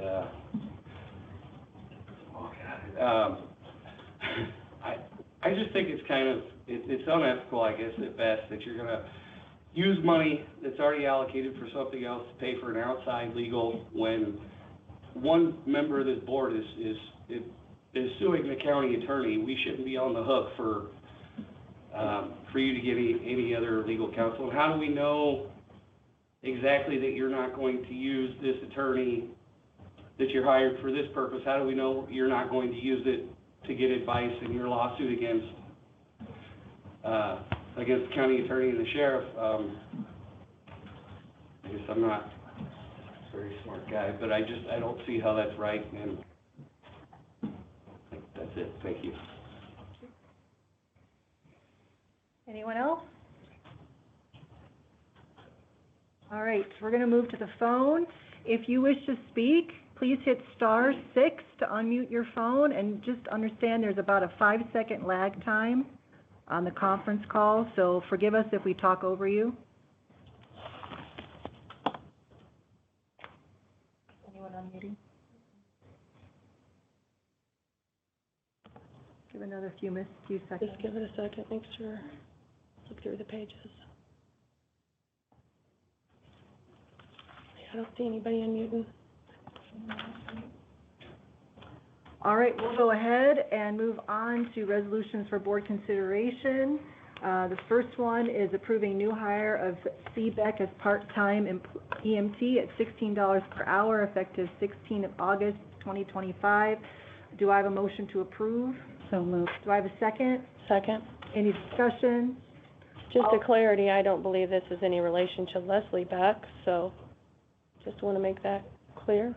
Yeah, that's a common name. Yeah, So, don't want this person to be harassed or anything. yeah. Okay, so did we have a first? Diane, did you do the first? Did you have a second? Yep. Okay, any discussion, any further discussion? All in favor, please vote aye. Aye. Aye. All opposed, motion carries. Next one is approving wage adjustment due to anniversary step wage for C. Cardwell from $22.95 to $23.44 effective 1 August 2025. Do I have a motion to approve? So moved. Do I have a second? Second. Any discussion? All in favor, please vote aye. Aye. All opposed? Motion carries. Next one is approving voting representatives for ISAC. You guys have that in your packet. Do you have any questions on that? No. No. Okay. I'll entertain a motion to approve. So moved. Do I have a second? Second. Any discussion? All in favor, please vote aye. Aye. Aye. All opposed? Motion carries. Next one is approving the work agreement with Raleigh Appraisal, LLC for $2,000 to appraise the public health building. Diane, were you able to sweet talk a? I tried to combine, an auctioneer? Yeah. Yeah, I'm working on that. Okay. Having them do both parcels at the same time. I think I got that down to, a little bit lesser, yes. Okay. I'm working on getting a better rate. We do them both. Set there. What about documentation on, that the appraiser wanted? Is there any specific documentation they're looking for? Are you helping them with that? For documentation? I thought there was there was reference to documentation in the In the contract. the contract. I'm assuming that's probably the deed or something like that. They have, I sent all that to them. Okay. I tried to do them together with Conservation Board, but they can't. And Conservation Board is going to do their own approval, because they have their own board. Okay. And he can't do them both the same. They cannot You can't do combine. it, okay, because they're two separate parcels. Yeah, because I thought that might be a break, but it didn't. I darn didn't it. get that done. Yeah. Okay, oh well, you tried. Yeah. Okay, so, this is to appraise the public health building, for us to consider for sale. As you guys know, we have to do the appraisal first before we can do an auction, and to auction the building, and Diane, you're still working on the auctioneer, so. Yeah, I needed to get the appraisal, and then I'll see if I can get him to do both. Okay. Conservation Board's okay with. And just so you know, per code, the auction starts at whatever it's appraised at, and then goes up. If it does not come in at the minimum amount, then it goes to closed bid. So, okay, so I'll entertain a motion to approve the work agreement with Raleigh Appraisal for $2,000 to appraise the public health building. So moved. Do I have a second? Second. Any discussion? All in favor, please vote aye. Aye. All opposed? Motion carries. Okay, approving setting application deadline and appointment date on the Planning and Development Board. So we have a vacancy on zoning, zoning commission, on the Planning and Development Board. And we've had that posted now, I think, for 2 weeks for a vacancy. Has it been 2 weeks? Week and a half? Something like that. Okay, so it's kind of been up there, and I wanted to know if the board wanted to set a set date of when they wanted to close receiving applications so we can fill that vacancy on the board.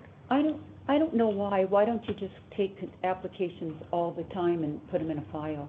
We do, but not everybody. I would probably just keep them all and then call the person, and if they still want to do it, keep them in the pool. Well, yeah. We're doing that anyway, but we still need to set a point in time when we're saying, okay, we've received all the applications for this appointment, and we need to evaluate that. Do you have a comfort level with that, Ryan? And I know you said you're comfortable with the commission, or the committee that's there now, as far as handling things with this absent Yeah, I mean, I don't mind the fact of trying to keep it open all the time, but making the public aware that there's a position open so that somebody new, could apply for that position if they desired it. At that point in time, I think it's important that we give them the opportunity instead of just completely picking from. Oh, I do too. Yeah. Are we putting it in the shopper and advertising like? We haven't yet, we've just put it on the website, so that's what we're kind of discussing. I think we should You guys advertise want to it. do that? Okay, so do we want to put it, the board vacancy in the shopper? Yeah. Okay, so Max, will you do that? And then when do you want to stop taking applications? I think, have we gotten 4, 5 already? Do you know? of 3. 3, okay. So when do we want to have a drop dead date for making a choice? If we put it in the paper, it would go in next week. So then give it 2 weeks after that, what's our next? Our next meeting is the 26th. It's been online It's a already. little soon, so maybe we So do you do, want to do September 9th? Sure. yeah, Pick September 9th? That's all right with me. yeah, that works, We're going to Yeah. stop the application, so should we say by the second. by the second, September 2nd, we close applications, and Yeah. then we pick somebody on the 9th? What do you guys think about that? Sure. I think that sounds good, Ryan, does that sound good to you? Okay, So, Mac, can you make sure that? thank you, Mac. Thank you. All right, so we're gonna go ahead and, well, the resolution, let me get that resolution up real quick. All right, my computer's a little slow. Do you have a paper copy I can refer to? Oh, Okay.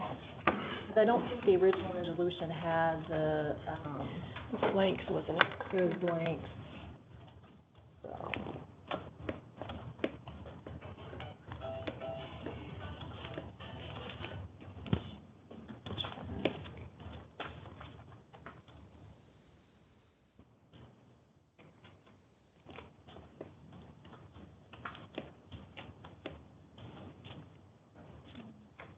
Almost there. Yeah. Okay, here we go. Okay, so the last paragraph says, be it hereby resolved, Madison County Board of Supervisors, that applications to fill this vacancy will be accepted through close of business day on the 2nd of September. Yes. And the appointment to fill this vacancy for the remainder of the term will be on the 9th of September. Correct. Does that sound right to both of you? Yep. Okay, all right. Sorry, I wrote on your stuff, thank you. All right, so do I have a motion to approve the, setting the application deadline and appointment date on the Planning and Development Board? Till September 2nd, and pick somebody on the 9th. Right. Yeah, so moved. So moved, do I have a second? Second. Any discussion? All in favor, please vote aye. Aye. All opposed? Motion carries.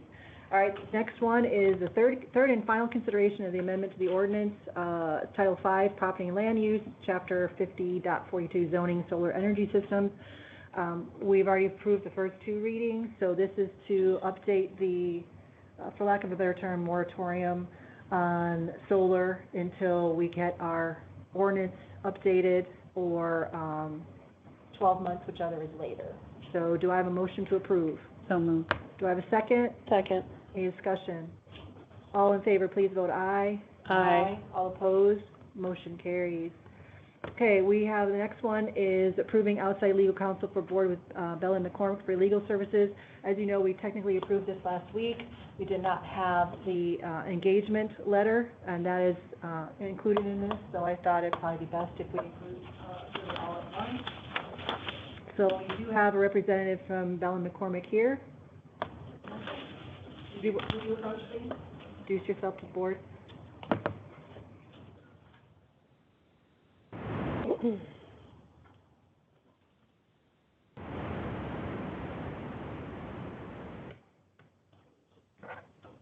Good evening, my name is Michael Bull. I'm an attorney at Bell & McCormick Law Firm. Born and raised in Ankeny, but now live in Urbandale with my family. you know, Bell and McCormick serves a lot of different roles, and so if you retain our law firm, you do not only get the services of me as an attorney, but the law firm more generally for whatever the county needs, be it real estate, transactional, contract review. Specifically, I focus on general civil litigation, business, and corporate disputes, but that's also informed by my time in state government. 4.5 to 5 years I spent in the state executive branch advising the state's highest executive office, the governor's office, on a lot of similar statutes and rules that apply to local entities. We also do work, and I've worked on matters that involve state and local political subdivisions, counties, cities. I represent nonprofits that are public-facing, such as rural water districts. So when the board approached and asked whether Bell and McCormick would be interested in providing legal services as needed by the board, we're happy to do that. And we stand ready, willing, and able to serve for the board however it needs. So thanks for your time. Thank you very much. Thank you. Thanks for coming out here and waiting a long time to speak, so I appreciate that. Thank you. Thank you. Thank you. All right, so we'll go ahead and I'll entertain a motion to approve outside legal counsel for the board with Bell and McCormick for legal services and the engagement letter. So attached, do I have a motion to approve? So moved. Do I have a second? I will second that. Any discussion? I think this is a terrible use of taxpayers' dollars. $260 to $350 an hour when you can walk upstairs and out for your appointed 305. attorney. 305. Yeah, if we could get the. $5 per minute, $30 for 6 minutes, 61 for 7 to 12. With taxpayers' money, this is a terrible idea. Go up and ask the lawyers. I would if I could. Anyway, any further? Can't walk up the stairs? Any further discussion? Nope. All in favor, please vote aye. Aye. All opposed? Nay. Okay, motion carries. We'll go ahead and move on to the next resolution, approving a work agreement to replace a door in the Annex building. So I put this on the agenda. I don't know if we ever got a quote. Did you get those? I have quotes. We just got one. Newcastle is, we want both doors, and we want them the same, and it's a lot of cement work. $62,794.55 for both doors. RC&P is $53,601.60, and DH Pace was $26,526.60. We've called him twice. 2 doors? No. Okay. He keeps saying 2, but it's 1 door, and it's no cement work, it's nothing. So we didn't entertain that, and when we called back, we got no support. So the lowest is the RC&P, and you can see that if you wish. We didn't, the quote's not the packet. Okay. Again, I can't, it's not scrolling right now. And it's both doors, because the Yeah. resolution on here says one, just door, single. It says 1, but it means both sides. I think Yeah, that, I was gonna say that would be way too. yeah. Yeah, and all it says on here is sliders. Remove and replace north and south entry vestibule doors in Annex building with automatic sliders. Yeah, And is Chip here? somewhere, I think. Hey, Chip, we're talking about doors upstairs, for, Newcastle. Can you explain a little bit again, what kind of doors they are? Are they key access, card access? Well, it was RC&P that. RC&P, here Yeah, you go. sorry, Chip. RC&P is your, Yeah, that was the one that. Reconstruction preservation? yeah, That this one. is the one, Okay. this is the Yeah, I have. bid, yeah. So, can you give us like a Cliff Notes version of that? Like what kind of door is it, what kind of access, what? Automatic sliding door, Okay. Is it gonna be key access, card access? it's gonna be automatic last sensor. So I mean, like after close of business, how would you access the door? By key access. By key access, okay, all right, okay. All right, thank you. So we are gonna consider RC&P, correct? Yes. Okay, all right. So I'll entertain a motion to approve the resolution to approve RC&P reconstruction preservation for the new sliding doors upstairs for $53,601.60. Do I have a motion to approve? So moved. Do I have a second? Second. Any discussion? What happened with this? I thought we ordered these months ago. No, you asked for more bids, so we got more bids, and we just got the last bid just not very long ago, correct? Yeah. What's the question? She thought it was Trying to understand this. last long time ago, but we were asked to get more bids, so that's, yeah. We just got the last bid. The other one, and it's the other one. Still on hold because we requested to get more bids over 2 months ago. Yeah, so we did, and we just got the one a couple. And then Diane came back in another meeting and said, you know, this is the one we want, I thought, so I'm glad we're getting this done. Okay, good. So we'll get, so I think we have a first and a second. Any discussion? All in favor, please vote aye. Aye. All opposed? Motion carries. Okay, the next one is approving new hire Kay Paxton as full-time medium bridge foreman at $30.32 per hour, effective 21 July 2025. Do I have a motion to approve? So moved. Do I have a second? Second. Any discussion? All in favor, please vote aye. Aye. All opposed? Motion carries. Next one is approving road closure due to pipe replacement on 190th Street effective 23rd July 2025. Do I have a motion to approve? So moved. Do I have a second? Second.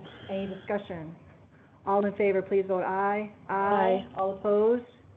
Motion carries.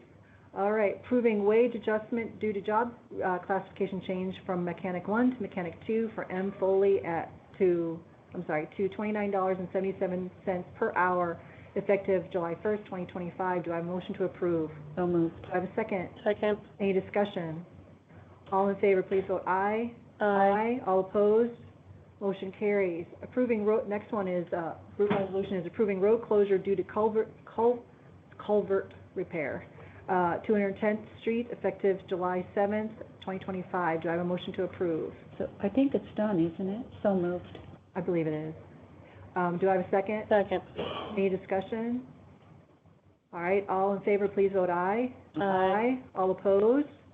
Motion carries. All right, the next one is approving the zoning change for MAPES from agricultural to commercial. That was the first hearing we had today. Do I have a motion to approve? So moved. Do I have a second? Second. Any discussion? All in favor, please vote aye. Aye. All opposed?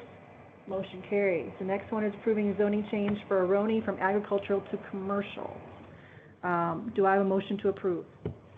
So moved. Do I have a second? Second. Any discussion? Yeah.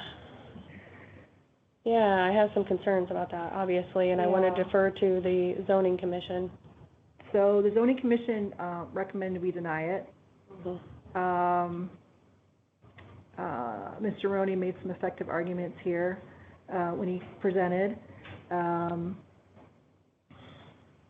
Diane, you did as well, because I'm concerned about annexation and creating an island.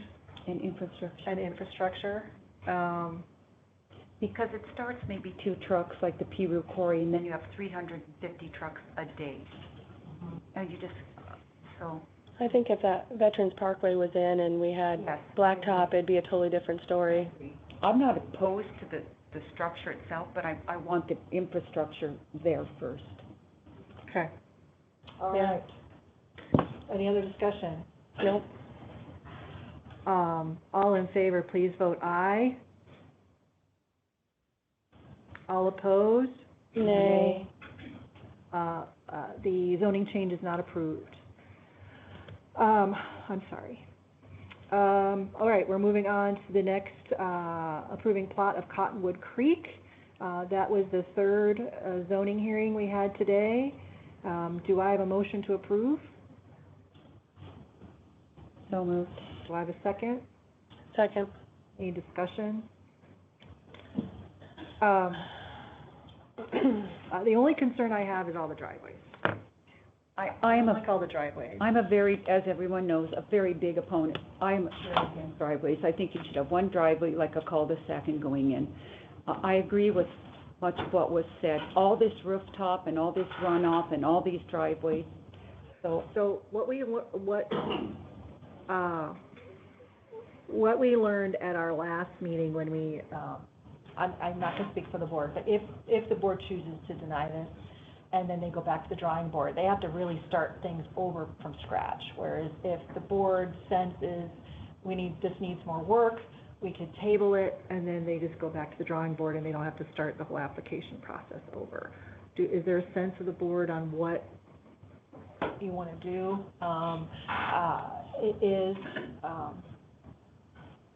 It does not have high CSR. It's not prime farm ground, although Nancy did say it has, grassland and conservation.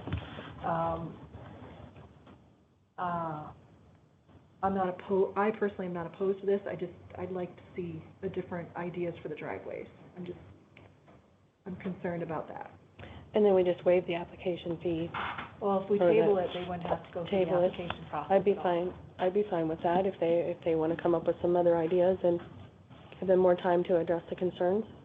So that's my concern. I don't know what your guys' concern is. That's my only concern. Well, it would be great if instead of just guessing if there's, the prairie habitat and all that, it'd be great if we knew that. Well, they sent you, County Conservation Board sent updated list. Well, they said a lot of might. Could be.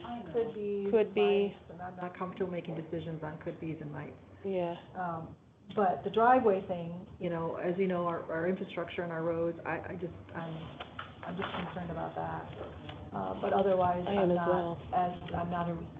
not necessarily opposed to this subdivision. I think otherwise we can agree to table. And I did read the code. Thank you for citing it. May I answer the question on the native grass? Sure. Or is this an inappropriate time? Well, I don't think I don't think the board is concerned about that, but if we have questions, we can ask. Unless, I don't want to speak for you guys. Are you guys concerned about it? Like we're leaning toward tabling to. I'm gonna vote nay, but you can vote table it. Okay. It's all right. If you want to table it, I'm gonna vote nay. Okay. So, but I did read the code. Thank you for citing it. I'm sorry, I forgot your name. Trevor. And it does say that, we are compliant with the ordinance. We can't just. Can't deny it.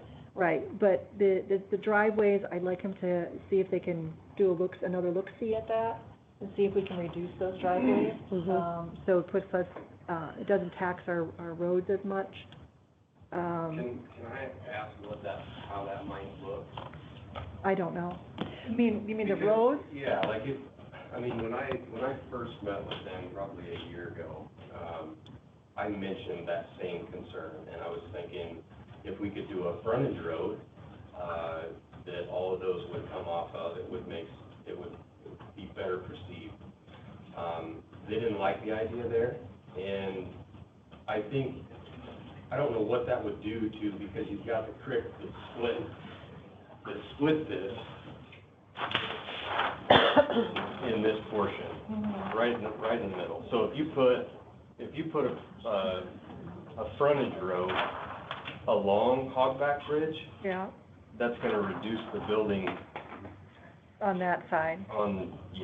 And then you're going to have crossings on all of these lots. Could you go? So it's an engineer question. I don't really know.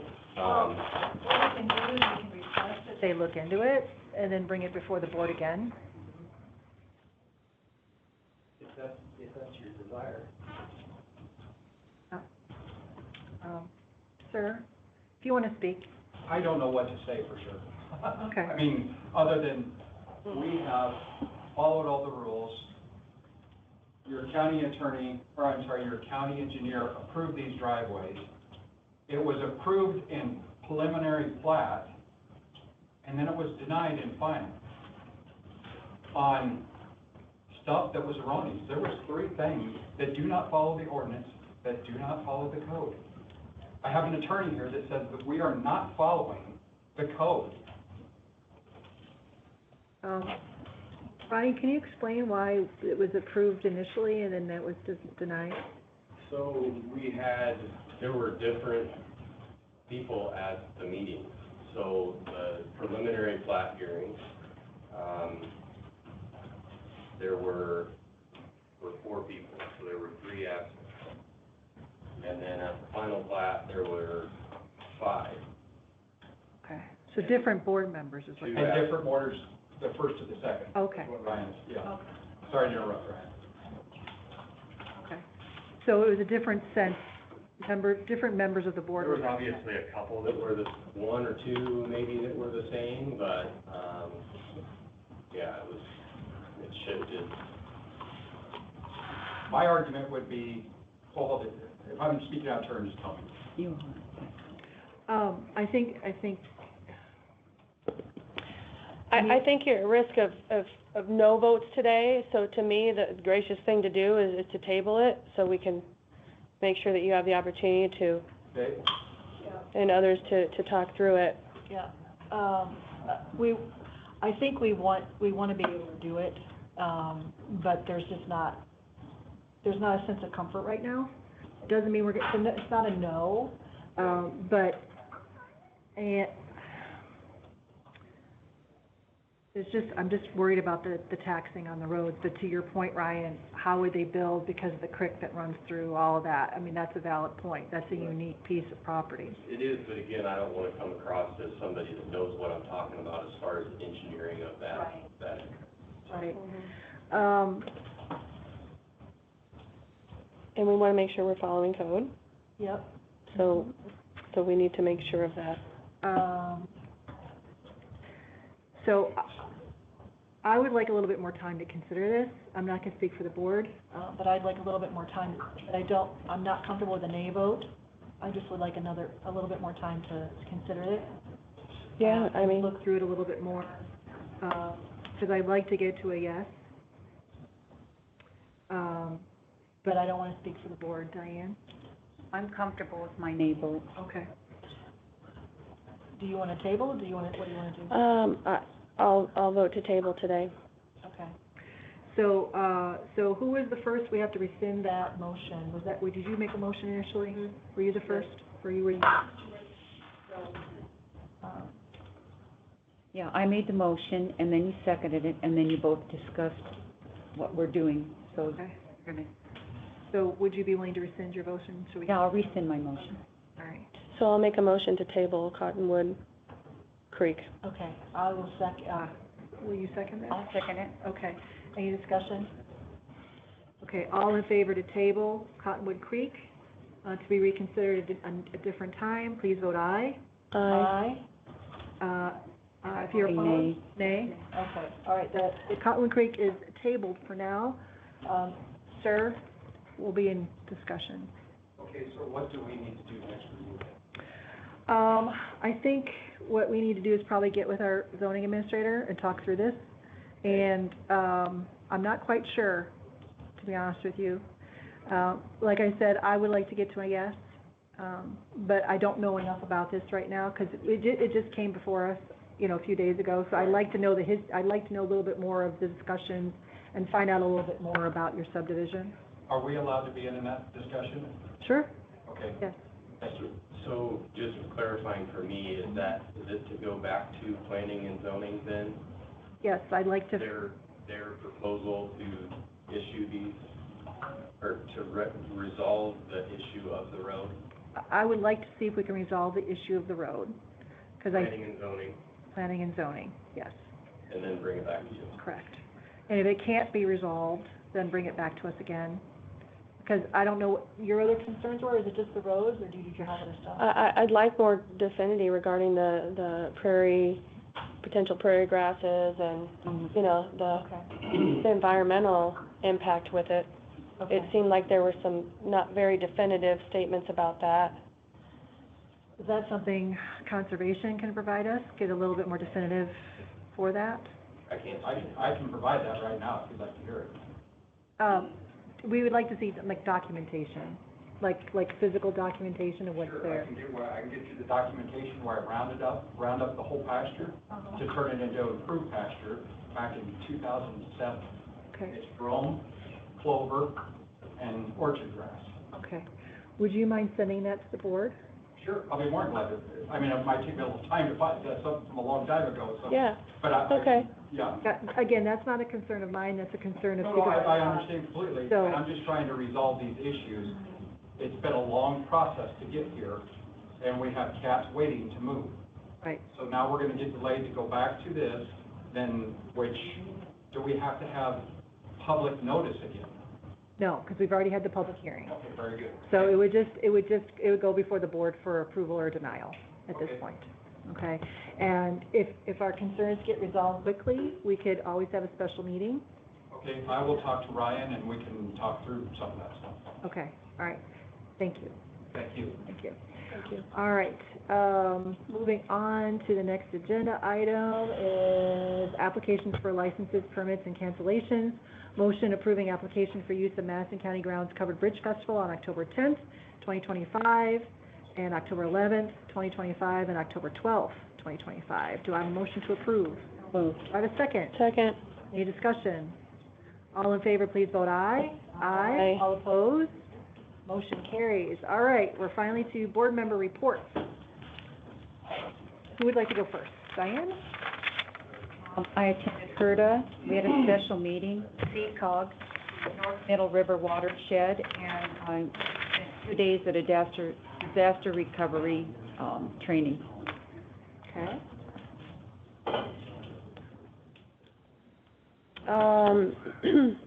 So I had a really good meeting with Public Health and Veterans Affairs regarding the upcoming move. They have some needs in the new space that they'll be moving into for a wall to create office spaces. We'll need some plumbing, we'll need potentially some HVAC work. So what I would like to do, if okay with you ladies, and if you have ideas for local contractors for any of those categories, shoot my way, and I'll start getting some things queued up so we can get a budget number for that and keep that moving. I also attended their emergency management conference.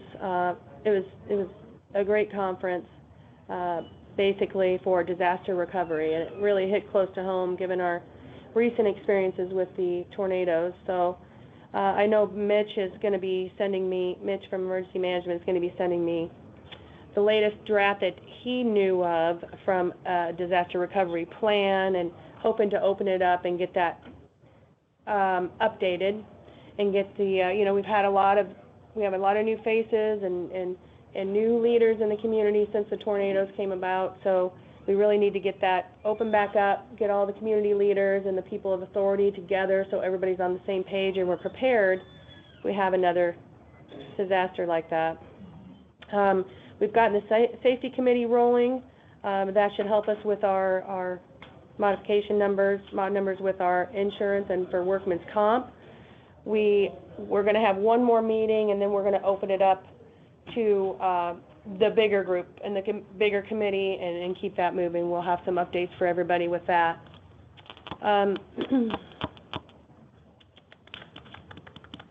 I think that's all I have that's new. Okay, so I met with BTWI, and they are on the agenda today. Is the gentleman here? He's out there? Okay, so I'll talk about that when we get to that agenda item. I also met with IPCA. That is the new regional folks that are going to be managing our mental health. Instead of CICS. Instead of CICS. Yeah. It's actually going to be divided. It's going to be them, and then there's a separate group that does the disability. So I met with them, had a really good meeting. What are they housed out of?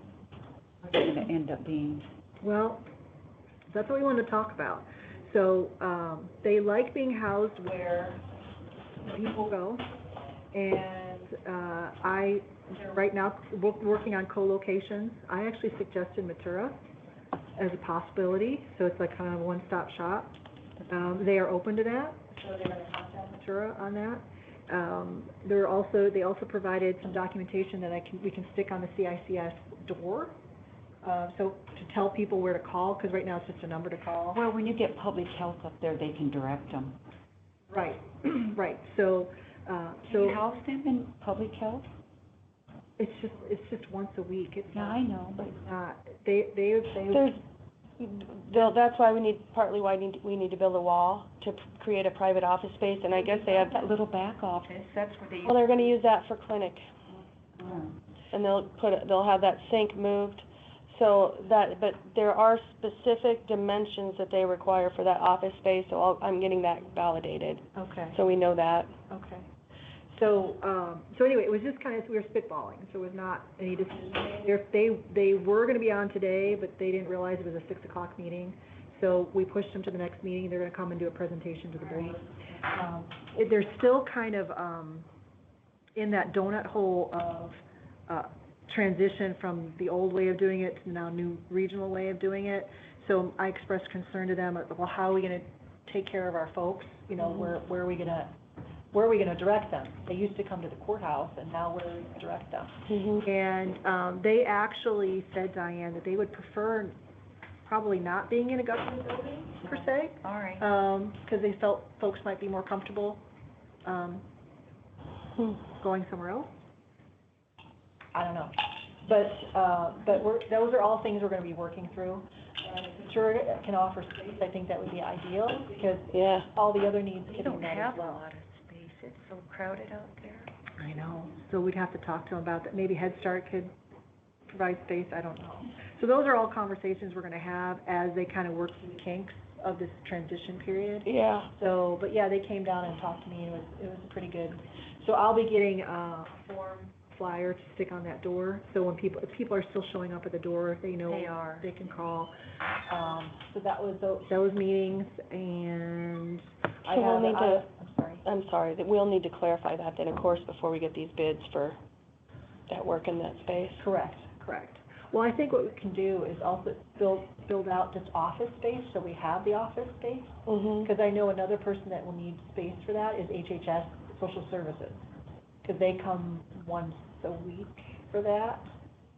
So they need space there too. So they'll need, they sent me a list, I can get that to you if you want. Okay, yeah, that'd be great. And then we also need to coordinate with them, because they have an ICN node there out at Public Health, and with the state, they're required to be on the ICN. So we'd have to coordinate the move of that node to the courthouse. Okay. Okay, so, and I forgot what I was saying. Iowa Workforce. We're gonna be on a meeting with them soon. They have experienced some cuts because of some of the freezing going on at the federal level. So they're still working through that. I hopefully I'll know more at our next meeting. Okay. So, okay, so that's all I have. You guys are okay moving on to old business. This is with BTWI. They came out, did the tour. Gentlemen, you wanna come on up? Yeah. And we went up to the dome. They went to the tippy top. I did not go that far up. I wasn't wearing the right footwear at the time. I love the but I've been up there. I just didn't have the right footwear. And they trying to figure out if this is something the county wants to do, where would we place it? So I will go ahead and let you speak. Yeah, after exploring all the different options, it seemed... Introducing yourself. Oh, I'm sorry, I'm Nick with BTWI Wireless Internet. We're a local internet service provider here, well, in Dallas County, but we've expanded down into Earlham and looking to be able to bring our services to Winterset as well. And so we're looking at a couple different viable options. We explored all the different options in the courthouse up there, went up into the tippy top and all that stuff. And it looks as though the best place would be behind the clock faces, so that way there's not a lot of equipment up at the top, and we don't have to do a lot of expensive installation. So, but before we proceed with, purchasing equipment and all that, back in May we came to get approval, but we really at this point just want to do testing to see if it's going to work through the clock faces. So we would bring, it's called a Toronto base node. It's like a 2-foot by 2-foot box that we literally just bring up there, put it on a stand, and just test it to make sure we go around and see where all we can get signals and things, just to make sure it works before we put the investment into it and make sure it's going to work for us. So, how does this benefit us? So it will bring high-speed, dependable internet from a locally owned company. So that way, to the square or to the square, to the courthouse, to this building, yeah, and then also to the community as well. So we've been in business since 2009, family-owned, but it's to bring quality internet. So do you pay us for the use of our space? Yes. How much? So traditionally, it would be about $400 a month is what we do for tower rent. So I know we discussed what things would look like on the outside. Inside, would you share with the board what you found? Yeah, and so, that's part of why we decided to test inside the clock faces, because then there wouldn't be, people driving up, they wouldn't see a bunch of equipment and things. There was already actually equipment up there, and so we would be able to, if it were approved down the road, be able to install equipment without putting a bunch of new holes and things in it. We wouldn't really even have to do any drilling or anything to be able to bring that in there and be able to provide internet to the courthouse, as whether it be a primary or a secondary backup, so that way courthouse, if MediaCom or I think it's MediaCom and CenturyLink, if they go out, we're second. That's what we've heard. That's why part of the reason why we're here. To be able to do that and have another dependable source. So it won't show from anywhere from the ground? No. Okay. It would be on the inside. That was a concern I had, because right now, there's stuff up there already. Yeah, I know. Yeah. So, and some of that stuff could probably be taken down. Yeah, we could ask about that and start removing stuff. So $400 a month for the rent of our space, okay? And you won't see it from the ground. What about, I know some employees have expressed concern about the safety ramifications, EMFs. Do you have any safety data on that equipment? We do. I've sent some, Heather had some, as far as from the manufacturer, the RF. So it's highly directional beamforming equipment, so it speaks directly to the CPs that are, whether it be on a house or on a building here in the square. So it keeps it up above, everybody as far as that goes. We all have cell phones. That's the same type of thing, except for it's going to be 150 feet in the air above everybody versus up against their face or in their pocket. And you have a lot of space. If you're going to the clock faces, you'd have to go through that. Yeah, that's a long ways. Okay. And through all the stone and the metal. Yeah. So the concerns I heard were mostly from the employees on the third floor. But I think that's a pretty far, we can discuss that with them. And yeah, we can discuss that with them. Well, if they're concerned. One of the things from a testing standpoint is we can actually test RF exposure. There's devices that you can test that, so we can put those devices on the third floor while we're doing the testing. It takes about 2 to 3 hours. Okay. And so that way we can show, we could go outside to what is just floating around and then also go into the third floor there and be able to hopefully, provide good information on that and show that it's not an issue.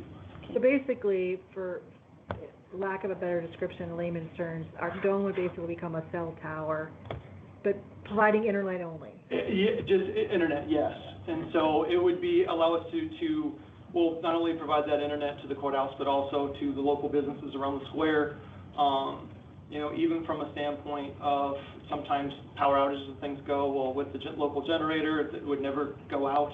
And so it seemed to be kind of a win-win situation for everybody in relation to be able to get high-speed, dependable internet here in the Winterset as well as to the courthouse. So, go ahead. Well, what do all the people on the square, then they pay you for your service? Yeah, it's a subscription, just like okay. I'm sure CenturyLink, MediaCom. It seems like there's like a KCTEL or something. I don't know, some other smaller.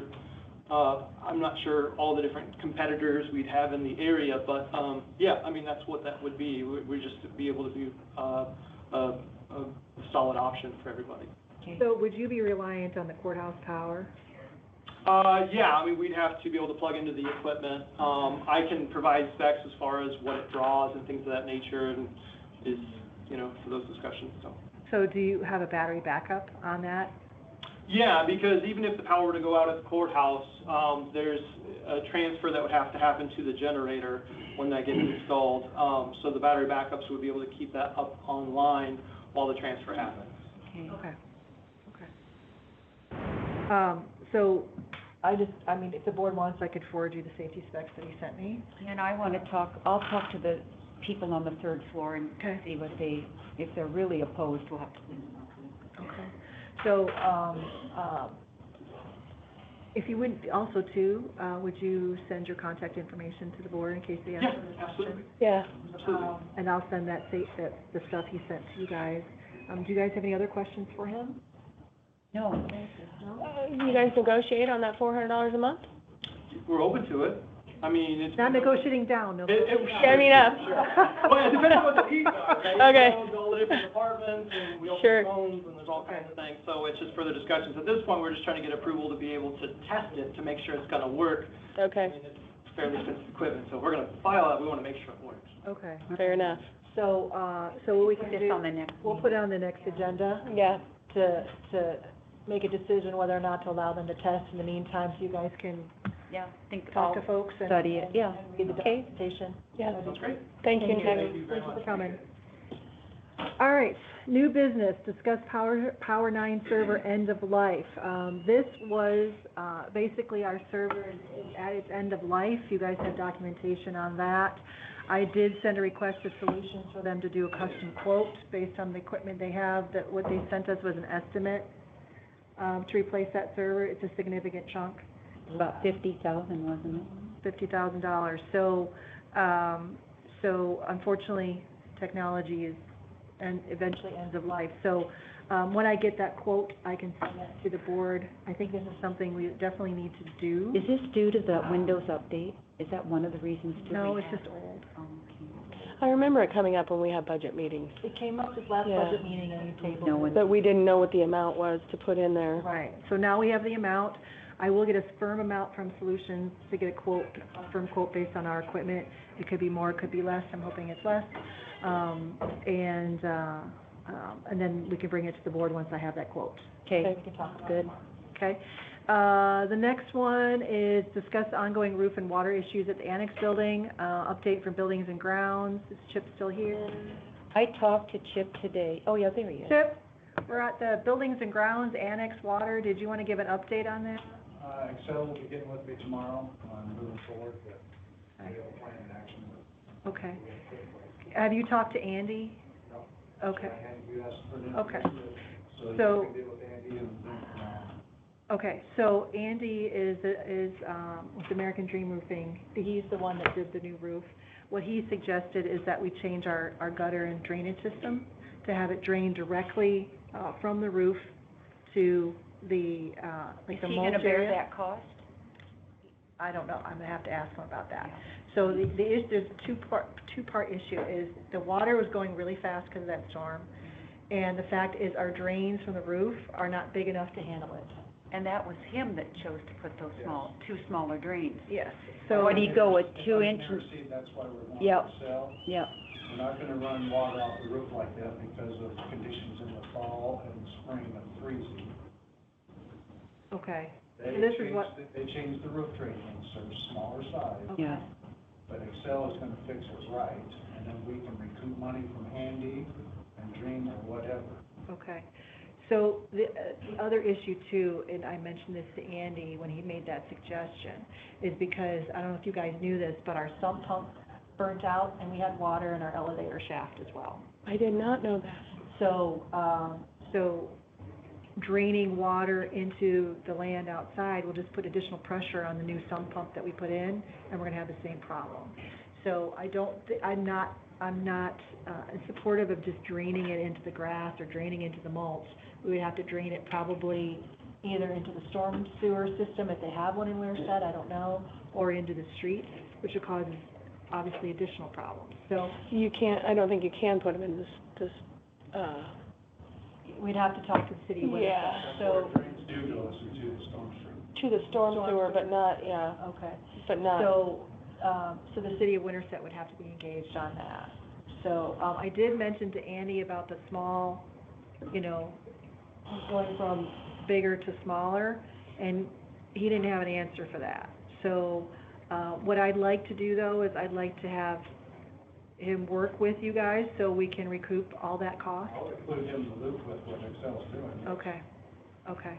Because I don't want to have that fight later on and send a bill to him and demand him to pay it, and he doesn't know what's going on. So if you can keep him in the loop on that, that would be great, and I'll circle back with him on that as well. But yeah, thank you for bringing that. I'll review it so you can deal with him. That's fine. So, but I appreciate the concern you had regarding the drainage and why we shouldn't drain outside, because I didn't realize that. I knew the sump pump issue, but I didn't realize the other issue. So, so that's where we're at right now on that. we need to fix the drainage, and we need to fix the sump pump. Sump pump's fixed. The sump pump's fixed? Okay. And we can't have a battery backup on that, right? Okay, all right. So, hopefully we don't have the same kind of storm.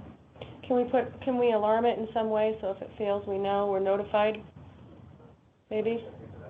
Might be something to consider while we're working through all this, make sure that we're notified if it does fail, so we don't have that happen again. But the sump pump is not gonna do it, really. So, I know, but if, The building from old tonnage on the ground down there. right, well, I don't wanna put, my point was, I didn't wanna put any additional taxing on the sump pump by draining water right along the building, and the water just goes back into the building and puts pressure on the sump pump.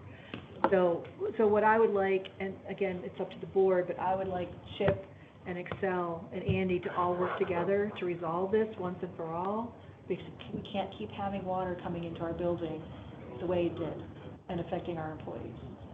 So, is that something you guys are agreeable to? Absolutely. Okay, so if you could work with you and those two guys, work together and make sure we get this fixed, and then just kind of maybe give the board an update once it's done. Yeah, he's been getting it done. Yeah, thanks, Chip. Thank you, Chip. thank you. Okay, the next one is a discussion of Atkins on-site support. We got an email from our elections deputy with a recommendation that Atkins come on-site for both the testing of the election equipment and for the election day. There's a cost to that. I didn't know what your guys' thoughts were on that, so. I think our machines are really old, and I think They're 8 years old. I think we should have them there. So, it's cheaper than buying brand new machines. So are you guys, okay? Yeah. So what I think we should do is not wait. So I'd like to schedule a special meeting so we can approve this. So what is your schedule like in the coming few days? After Wednesday night, so it'd be Thursday or Friday, right? So we can do Thursday or Friday. How about Thursday? I have a meeting at 10:30 on Thursday, otherwise, and then I have a meeting at Thursday at 5. So I can do either before my 10:30 meeting or after my 10:30 meeting, what works for you guys? Would Friday morning? Thursday's way better for, no, Friday I'm going to the state fair with my friend. Okay, so Thursday morning or before 10? Thursday before, the meeting I have on Thursday is at 10:30, it's gonna probably be about an hour. So either before that or after that, I'm fine. Do you need to travel to that meeting, though? I mean, can we have it at no, it's on 9:30 or 10, or? It's on the phone. Do mornings work better for you? Yeah. Okay. How about you, Diane? Anytime. I'm here usually about 7-ish or 7:30 in the morning. So. Okay. So, that's right, Thursday's your day. Yeah, Thursday's my day. All right, so what about we do 9:30? Does that work for you? Would that work That's for you fine. guys? Yeah. Okay, so Mac, can you put that down and get that out, get that posted? And it's just gonna be a special meeting to approve this. Might take 5 minutes. And then, if we can get a resolution for that cost, from the auditor, that would be great, and we can take care There of was that. a guesstimate out there somewhere, wasn't it? Yeah. I'm sorry, what? There was a guesstimate on how much it was. Yes. Yeah. Yes. $22.50 per day. How much? Per day? $22.50 per day. Oh. Okay, okay. So, but it would be just 2 days, right? A day of election and a day of testing? Okay, all right. So, we'll get that taken care of. And any further discussion on that? Nope. Okay. The next one is our ordinance review and update, standing item on the agenda.